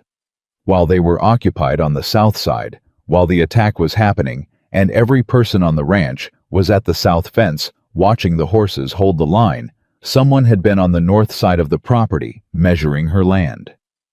"He sent men during the attack," she said. "Yes," Ethan said. "He knew the attack was coming," she said. Ethan looked at her. "Ethan," she said slowly, "the coyote pack that came Saturday, 50 or 60 animals, larger than anything that's hit any ranch in the county, coming from the north the same direction." She stopped. "Someone drove them here." The silence that followed that statement was the kind that happens when two people reach the same conclusion at the same moment, and neither of them wants to be the first one to say it out loud, because saying it out loud makes it real. "He's been driving the packs," Ethan said. "Not all of them," Clara said, thinking it through. "The early attacks were natural. The crisis is real. The packs are genuinely moving south. But the timing, the size, the direction..." She looked at the stake holes. "He's been using the coyote crisis, channeling it, maybe paying men to push the packs toward the ranches he wants destabilized, while offering to buy those ranches," Ethan said. "The Morrison place sold 2 weeks ago," Clara said. Her voice came out flat. "Sold to a buyer out of Helena. Nobody local. I heard about it and thought nothing of it." She paused. "How much do you want to bet that buyer has a connection to Caldwell?" Ethan said nothing because there was nothing to say. The shape of it was too clear now. Nathan Caldwell hadn't just been waiting for Thomas to die. He had been constructing a crisis, slowly and patiently, using the real instability of the coyote situation as cover for something much more deliberate. Every ranch that sold under pressure sold to buyers who, when you looked long enough, connected back to him. Every ranch that couldn't hold on became his at a fraction of its value, and he had driven the largest pack of the season directly at Whitmore Flats on the same night he sent surveyors to measure her northern boundary. He had expected the attack to break her. Instead, her horses had held the line Grant had witnessed it, and now he had surveyors' marks in the ground that she could show anyone who came to look. "Grant needs to see this," Clara said. Grant came to the fence and looked at the stake holes and said nothing for 30 seconds. Then he said, "I'm going to need to make some additional inquiries into the Morrison sale." "How long?" Clara asked. "A few days," he said. "I have contacts in Helena who track land transfers. If the buyer connects to Caldwell, we'll know." He paused.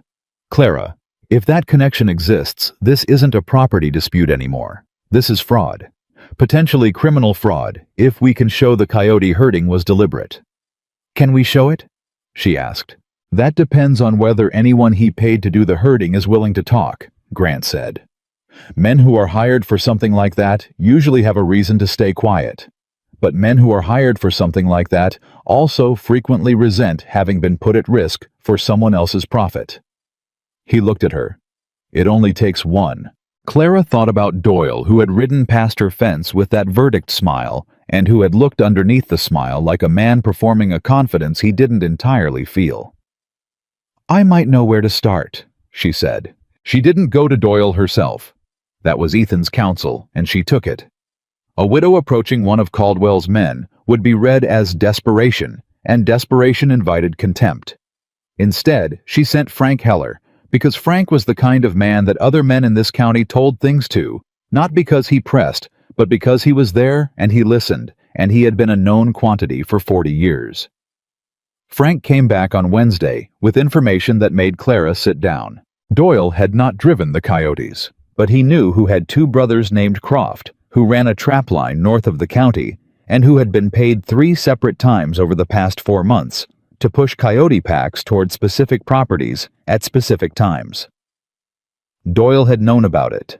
He had not participated, but he had known, and he had kept that knowledge because he had believed Nathan Caldwell was untouchable, and that knowledge of his crimes was more dangerous to hold than ignorance. "What changed?" Clara asked. Frank's expression told her something had shifted before he spoke. His boy, he said. Doyle's youngest. 12 years old, working on the Morrison place for summer wages. When the Morrison family sold and left the new operation, let the boy go. No severance, no nothing. Just go home. Frank paused. Doyle is a man who has made his peace with a lot of things. He hadn't made peace with that. Clara was quiet. He'll talk to Grant, she asked. He'll talk to Grant, Frank said. Not in writing, not yet. But he'll tell him enough to find the Croft brothers, and the Croft brothers are a different story. Grant found the Croft brothers on Friday. She didn't know exactly what he said to them, and she didn't ask because Grant was a man who knew how to have conversations that moved things without leaving marks, and she trusted him to move this the right way. What she knew was that by Friday evening, Grant came back to Whitmore Flats with a written statement from the elder Croft brother and a face that looked like a man carrying something heavy and finally putting it down. James confirmed the Morrison buyer, Grant said, setting his hat on the table. Third-party company out of Helena. The principal investor is listed as a land development concern registered in 1879. The registered agent is the wife of Nathan Caldwell's attorney. Clara put her hands flat on the table. He's been building this for years, she said. At least 4, Grant said. The development concern predates the Coyote crisis. He was already acquiring land through front companies before the crisis gave him cover to accelerate. The full scale of it sat in the room between them like a third person. Samuel, Clara said. What happens now? Now, Grant said, I write a report. An official territorial inspector's report, citing the survey fraud, the Morrison land transfer, the Croft brothers' statement, and my personal observation of the incident at your south pasture last Saturday. That report goes to the territorial commissioner, who, as I mentioned, is a man who does not respond well to being made a fool of in his own territory. And James, when he receives it, will have the authority to freeze the county land office proceedings on the water rights challenge pending investigation. He paused. That buys you time. How much time? Enough, Grant said. And if the investigation goes where I think it's going, it buys you considerably more than time. She absorbed that. Then the door opened and Ethan came in, and he was moving with the particular speed that meant something had happened outside, and Clara was on her feet before he spoke. 3 men on the north fence, he said. Not surveyors. They've got the look of men who were sent to do something, not measure something. Grant stood up. Caldwell knows, Clara said. He must have heard about Doyle, Ethan said. Or the Croft brothers. Or both. Grant put his hand on the rifle he had leaned against the wall when he came in. How many men do you have on the property tonight? Wes and 2 others, Clara said. Plus the 3 of us. That's 6, Grant said. And 7 horses, Ethan said. Clara looked at Ranger through the window. He was at the north fence, already standing between the 3 men and the rest of the property, and she had come far enough in these months to understand that Ranger standing at that fence was not simply an animal being territorial. It was a declaration. We don't move, Clara said. We stand our ground. They're here to frighten us into making a mistake, and we are not going to make a mistake. She looked at Ethan, and then at Grant. Ethan, go to the south pasture and bring the horses to the north fence, not to drive those men away. Just so that when those men look at this property, they understand what they're looking at. Ethan went. Grant looked at her. You're not frightened, he said. I'm terrified, she said exactly as she had said it to Ethan weeks ago. But this is my ranch, and those are my horses. And I am done with the business of being frightened into giving up what's mine. She walked out to the porch. The 3 men at the north fence looked at her. In the low evening light, she could not make out their faces, but she could see the shape of their intention clearly enough. She stood on the porch and did nothing and said nothing, and simply stood there the way Belle stood at the center of the herd, not retreating, not advancing, simply being exactly where she was, making it absolutely clear that this was where she intended to remain. Behind her, she heard Grant come to the doorway. Wes and the other hands came from the south. And then she heard Ethan. And behind him, the sound of 7 horses, moving at a walk toward the north fence. Not running, not panicking, just moving with the same deliberate calm purpose they brought to everything. The 3 men at the fence watched the horses come. And then, without a word that carried across the distance, they mounted up and rode north. She stood on the porch and watched them go until they were out of sight, and she let out a breath that she felt had been building in her chest for 3 months. Ethan came to stand beside her. "They'll report back," he said. "I know," she said. "This isn't over." "No," she said. "But look." She nodded toward the north fence, where Ranger stood watching the ridge. And for the first time since the first morning she had brought him home, the stallion's posture had changed. Not the locked attention, the rigid certainty of imminent threat. Something looser. Something that looked in the long evening light, almost like waiting rather than watching. Like whatever had been on that ridge had finally moved on. She didn't know how much time she had. She didn't know what Nathan Caldwell would do next, or how fast Grant's commissioner friend moved, or whether the Croft brothers' statement would hold up under the pressure that Caldwell's attorney would apply to it. She didn't know any of the things she needed to know to feel entirely safe. But she knew her horses were at the fence. She knew Samuel Grant was in her kitchen writing a report that would reach the territorial commissioner in Helena within the week. She knew Frank Heller had 6 ranchers ready to sign a cooperative agreement that would turn Whitmore Flats from a struggling operation into something with a future. And she knew with the particular certainty that comes not from having all the answers, but from having done the work and stood the ground, that what Nathan Caldwell had been trying to take was not just a piece of land with water rights attached. He had been trying to take a woman who had buried her husband and bought 7 unwanted horses and refused, in the face of every pressure he could bring to bear, to become the person he had decided she was supposed to be. And that was the one thing Clara Whitmore had discovered over the past 3 months that Nathan Caldwell absolutely did not know how to take. Because it wasn't for sale. It never had been.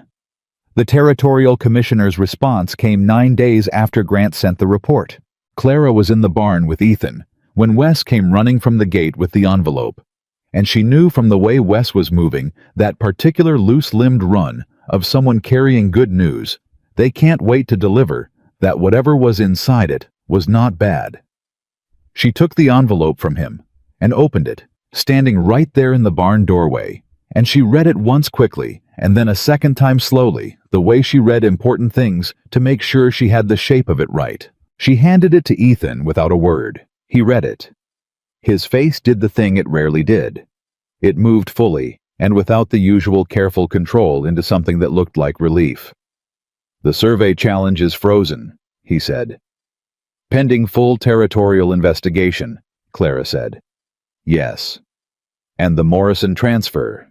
"Under review," she said. "James Grant's commissioner has flagged 3 other land transfers in the county over the past 2 years for the same review. He believes they connect to the same development concern." Ethan set the letter down on the hay bale beside him and looked at her. "He's finished," Ethan said. Not with satisfaction exactly, with the tone of a man stating a fact that has been a long time arriving. "Not yet," Clara said. "But he will be." She went to find Grant, who was at the south fence watching Belle work the cattle with the focused attention of a man who has discovered something he cannot stop thinking about. She gave him the letter and watched him read it and watched his face do something quiet and satisfied. "James moves fast," he said. "You said he would." "I said it when I hoped it," Grant said. "It's different to see it." He folded the letter and handed it back. "There will be a formal hearing. The county land office, the survey challenge, the development concern, all of it will come out in a formal territorial hearing. Caldwell will have representation. It won't be immediate and it won't be painless." He looked at her steadily. "But it will happen." "When?" she asked. 6 weeks, Grant said. "Maybe 8. James will set the date and notify all parties." He paused. "Clara, I need to ask you something. When that hearing happens, they'll want testimony. From you, from me, from the Croft brothers, from Doyle, if he's willing to move from verbal to written. It will be public. Everything you've been through, everything Caldwell did, it goes on record, in front of people." "Good," Clara said. Grant looked at her. "There are people in this county who've known Nathan Caldwell for 30 years, who've done business with him, who count him as a friend. Some of them are going to push back. Some of them are going to say you misread the situation, that you're a grieving widow who saw conspiracy where there was only business." "Let them say it," Clara said. "It won't be comfortable." "Samuel," she said, "comfortable is not the thing I've been aiming for." He almost smiled. It was the closest to a full smile she had seen from him. "No," he said. "I don't suppose it is." She told Ethan that evening, sitting on the porch in the cooling air, and he listened and was quiet for a moment after.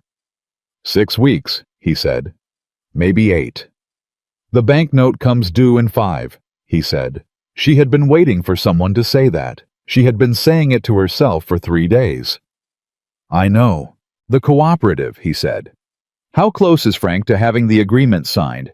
4 ranchers committed in writing, she said. "Anderson signed Monday. Frank, of course. Pierce signed yesterday. The Morrison place is under new ownership that we can't count on. But there are 2 others Frank is still talking to." 4 ranchers, Ethan said. "What does that bring in against the note?" She had done the arithmetic so many times she had it memorized. "Enough to make a partial payment," she said. "Enough to show the bank it's a viable operation with ongoing income. Whether Aldous Hitch considers that sufficient to extend the timeline..." She stopped. "I need to talk to him directly." "When?" "Tomorrow," she said. She drove to Garrison the following morning and went to the bank before she did anything else. And she sat across from Aldous Hitch in his small, careful office, with its careful furniture and its air of decisions that had already been made.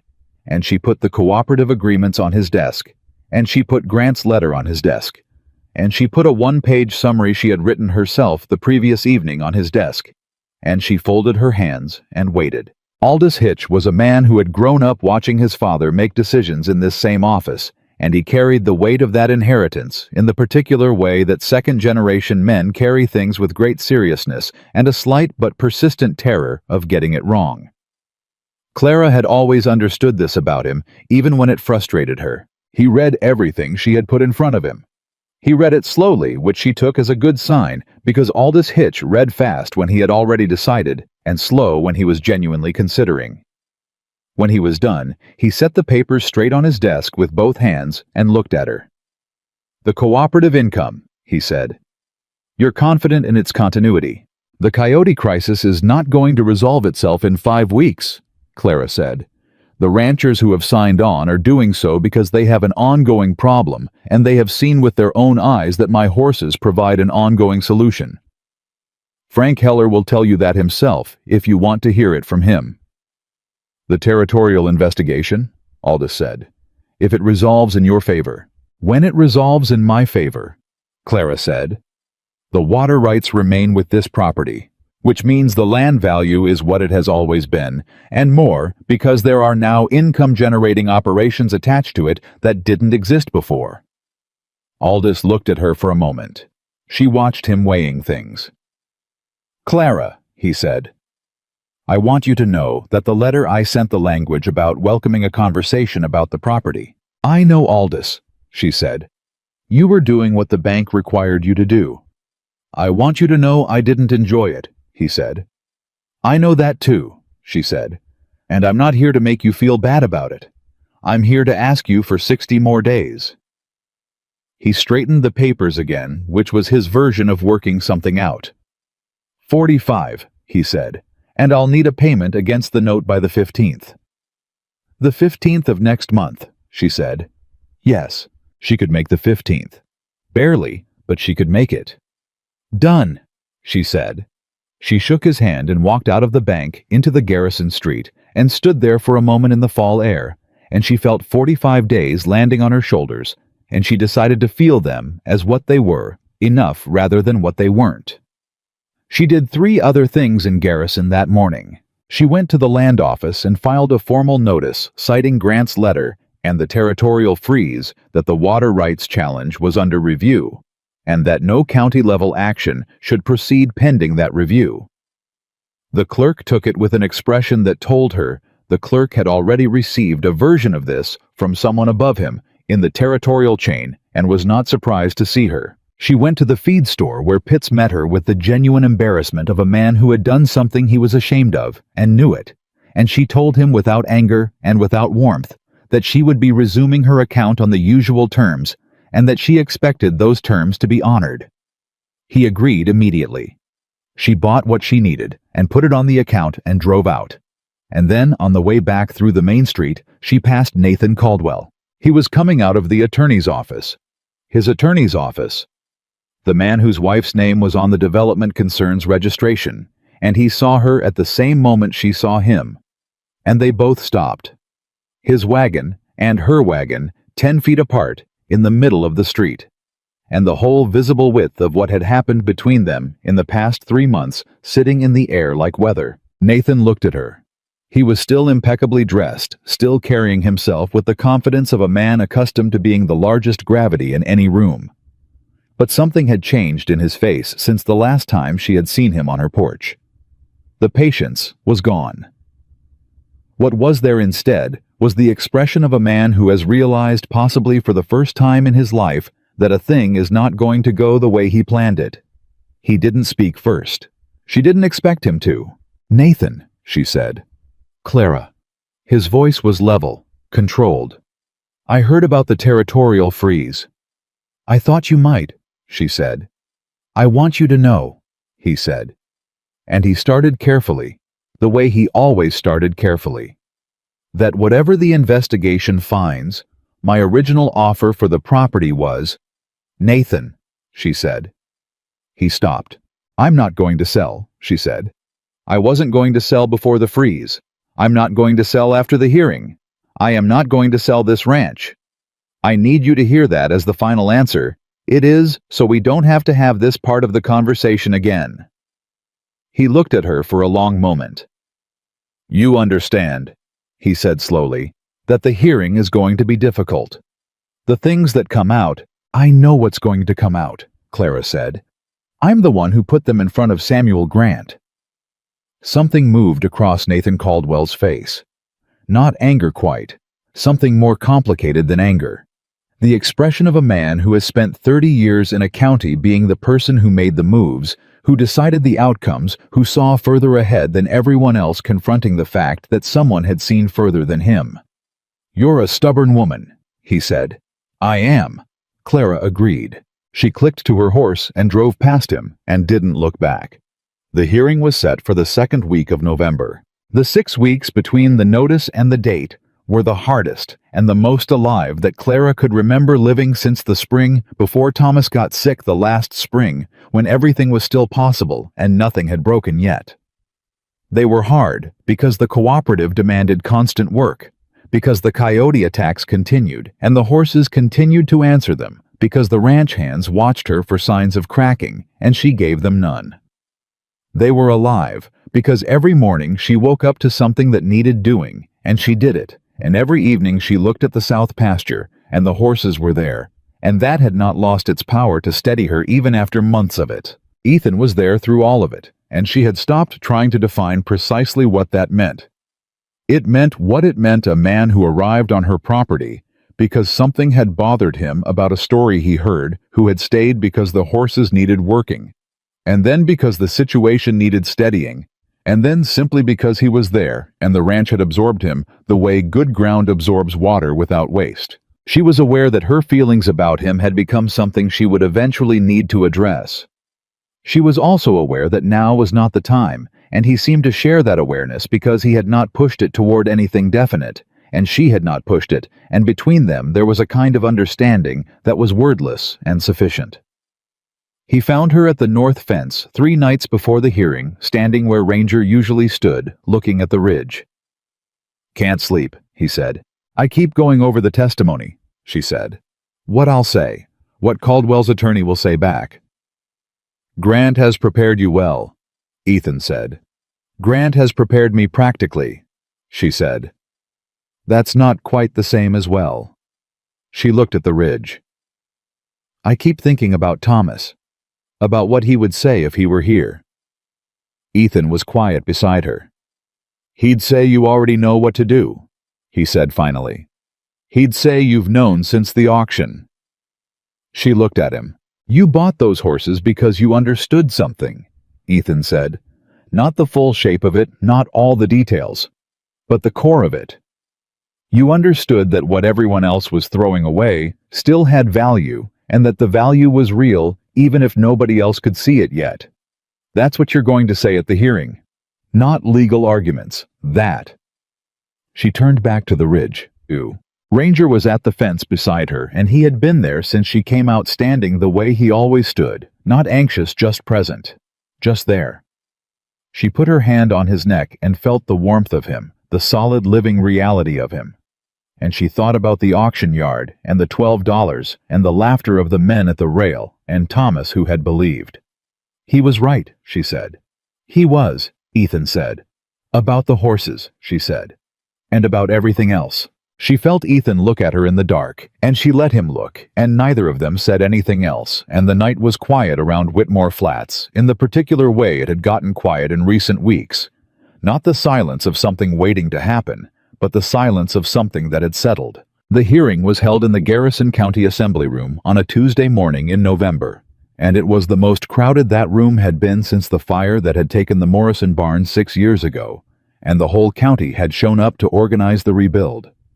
Clara came in with Grant on one side and Frank Heller on the other, and she did not look at Nathan Caldwell's table when she passed it, and she sat down and put her hands in her lap and breathed. The territorial commissioner's representative was a man named Abbott, who was 38 years old and had the clipped precision of someone who did this for a living and had learned to move proceedings efficiently without losing their substance. He opened by outlining what was under review, the survey challenge, the land transfers, the arson investigation that had been opened after Grant's report flagged the barn fire, the Croft brothers' statements, Doyle's verbal account now formalized in writing. Clara heard Nathan Caldwell's attorney object to the framing within the first 5 minutes. Abbott sustained one objection and overruled 2 others which told her something useful about Abbott. Frank Heller testified first because Grant had decided that starting with a 63-year-old rancher who had been in this county longer than most of the people in the room were alive would set a tone that was harder to dismiss.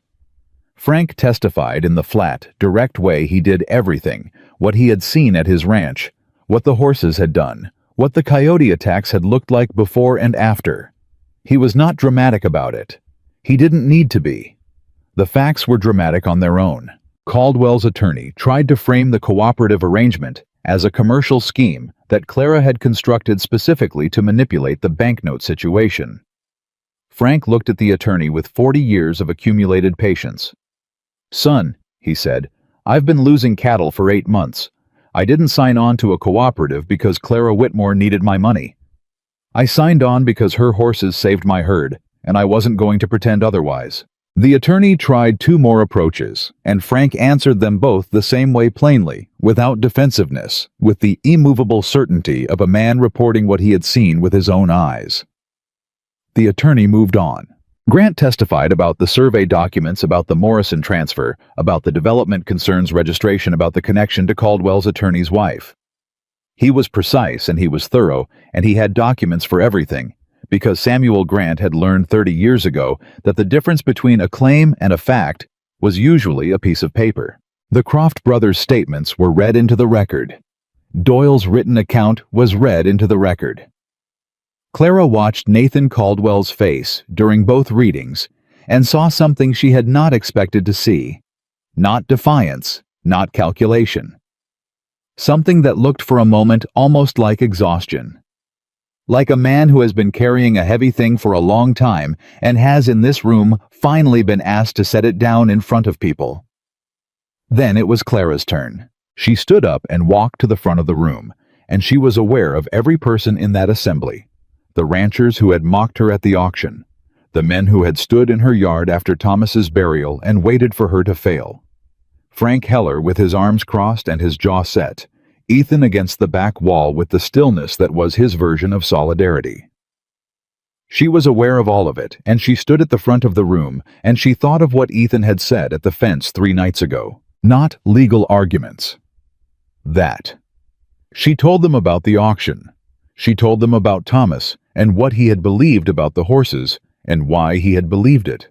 She told them about $12 and 7 rejected animals and the laughter of the men at the rail, and she told them what she had understood in the moment she decided to bid, not everything, not the full shape of it, but the core that value is not determined by the people who are too busy to look. She told them about the first coyote attack and what the horses did and what it meant.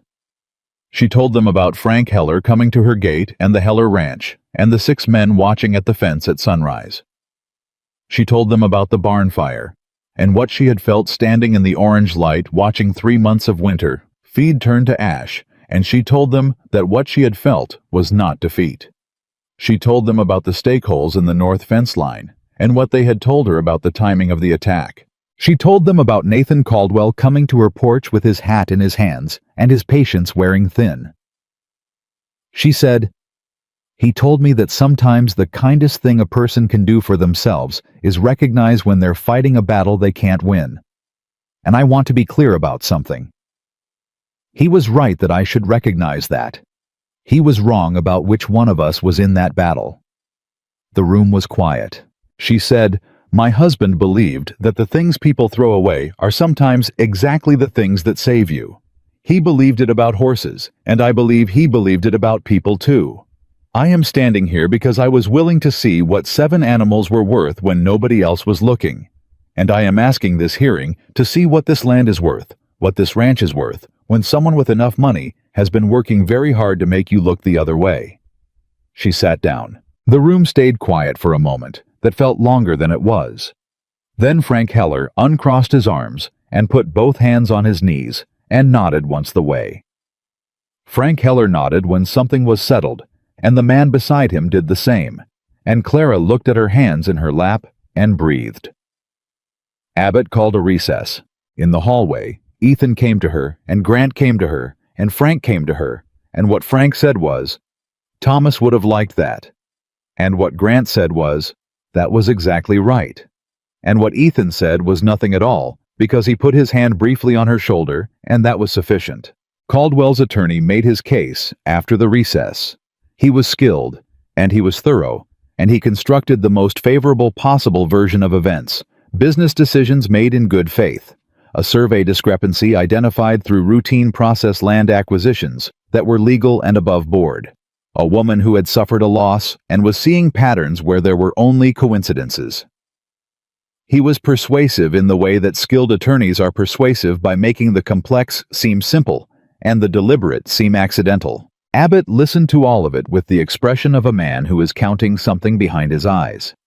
Then Abbott called Nathan Caldwell himself. Nathan testified for 40 minutes.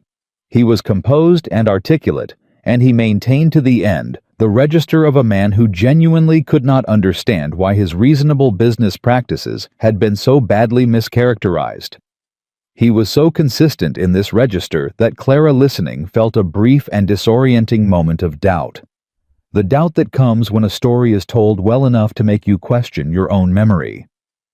Then Abbott asked him a single question. He asked, when did Nathan Caldwell first become aware of the survey discrepancy in the Whitmore Flats eastern boundary? Nathan said when it was brought to his attention by the county assessor's office in September.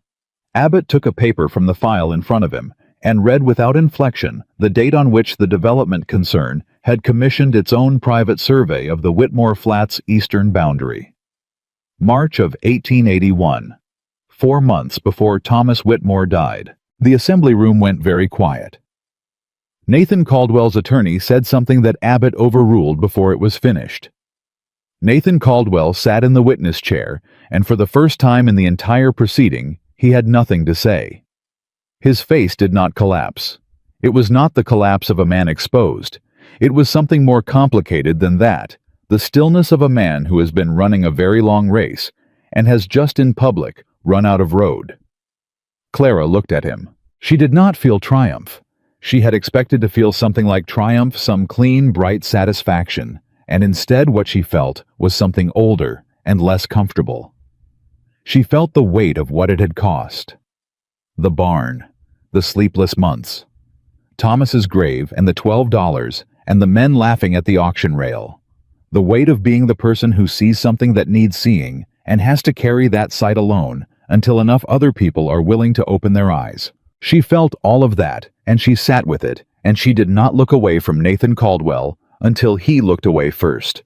The ruling came 3 days later. The water rights challenge was dismissed with prejudice. The survey filed by Reese was invalidated. The development concern was referred to the Territorial Attorney General for investigation of fraudulent land acquisition across 4 county properties. The arson investigation remained open with new evidence submitted. The Croft brothers had in the end provided information about a third party who had been present the night of the fire, and that third party had a documented employment relationship with Caldwell's operation. Aldous Hitch received a copy of the ruling and contacted Clara that same afternoon. He told her with the careful relief of a man who has been wanting to say something for months and finally has permission that the bank would extend the note on modified terms, reflecting the cooperative income and the restored land value. She paid a third of the note outright from the cooperative payments that had accumulated. She kept the rest in the bank. The day after the ruling, she went to the south pasture at dawn and stood at the fence and looked at her horses in the early light, all 7 of them. The scarred black stallion who watched the ridge, and the old dun mare who held the center, and the 5 in between who had decided on whatever terms horses decide things that this was where they belonged.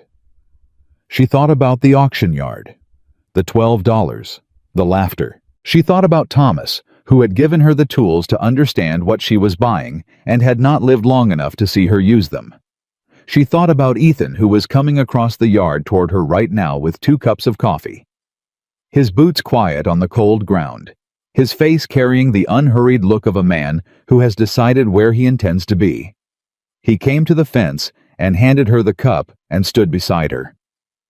"It's done," he said. "Almost," she said. "What's left?" She looked at Ranger, who was standing at the north fence in the early light, but differently than before. Not locked, not rigid, just standing, just present. The way you stand when the thing you've been watching for has finally resolved into something you can name. "I want to rebuild the supply barn before winter," she said. "Stone this time, not timber. I want the cooperative formally documented before the end of the year. I want to write to 3 other ranchers east of the county line who've been asking Frank about the horses." She paused. "And I want to plant grass on the south field in the spring."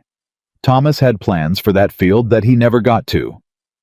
Ethan was quiet for a moment, looking at the horses. "That's a lot of work," he said. "Yes," Clara said. "For one person," he said. She looked at him.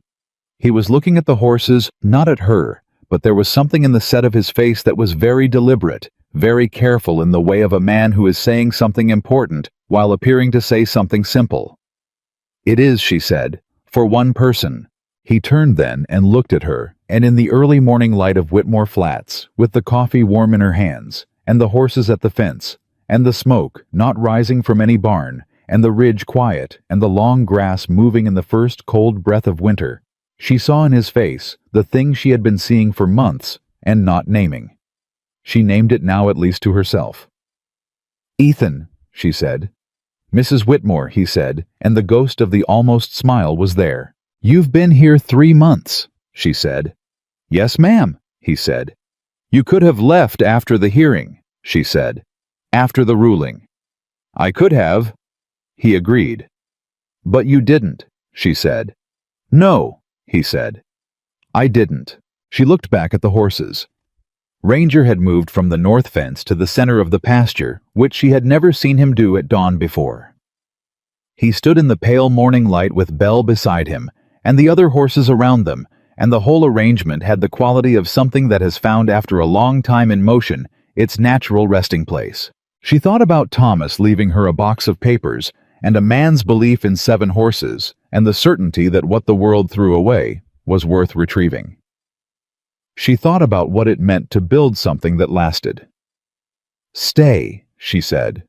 It was one word. Ethan Walker looked at her for a moment in the early morning quiet of the ranch that she had refused to lose, and then he turned back to the horses, and he said very simply, "Yes, ma'am." The winter came in hard, the way Montana winters do, fast and total, and without the courtesy of a warning, and Whitmore Flats held through it. The new stone barn held. The cooperative held. The horses held through 3 more coyote attacks over the course of the cold months, each one turned back the same way as the first. By spring, there were 14 ranchers in the cooperative. By the following autumn, there were 22. By the time Clara Whitmore's stone barn was 5 years old, ranchers were riding in from 2 territories east to ask about the horses that nobody wanted. Territorial inspectors came. Writers from the agricultural papers came. A man from Washington came which nobody had expected, and on a Thursday morning in the spring of the ranch's 6th year, without Thomas. Clara stood at the south pasture fence and watched Ethan work the newest generation ranger's offspring. 3 of them, carrying the same attentiveness in their posture, the same locked intelligence in their eyes, and she felt the weight of everything it had taken to arrive here. The $12, the laughter, the grave and the barn, and the 3 months of sleepless watching, and the hearing, and the single word she had said at dawn by the fence. Frank Heller had said at a cooperative gathering the previous fall that Clara Whitmore had built something that would outlast all of them. He had said it the way Frank said things plainly without sentiment as a statement of observed fact, and the ranchers around him had nodded the way people nod when they hear something true said plainly. She had not corrected him. She had not said Thomas built the foundation, and Ethan built the method, and the horses built the proof. She had not said I only refused to stop seeing what I'd already seen. She let Frank's words stand because they were also true. She had built something. From $12 and 7 rejected horses and 1 widow who would not be moved. She had built something that the people who threw those horses away, and the man who tried to take her land, and the county that laughed at the auction rail, had not believed was possible. And every morning when she came out to the south pasture fence, and the horses were there, older now, the originals, their lines continuing in the animals that moved around them, she thought about Thomas's voice, saying it the last spring of his life. Sometimes the thing everyone throws away is the thing that saves you. He had been right. He had been right about the horses. He had been right about her. And standing at the fence of Whitmore Flats with Ethan's hand beside hers on the top board, and the morning coming up gold over the Montana grassland, and Ranger's son at the north fence. Watching the ridge with his father's eyes, Clara Whitmore knew, with the absolute and unshakable certainty of a woman who had earned the right to know it, that the things worth keeping were exactly the things worth fighting for. Every single one of them.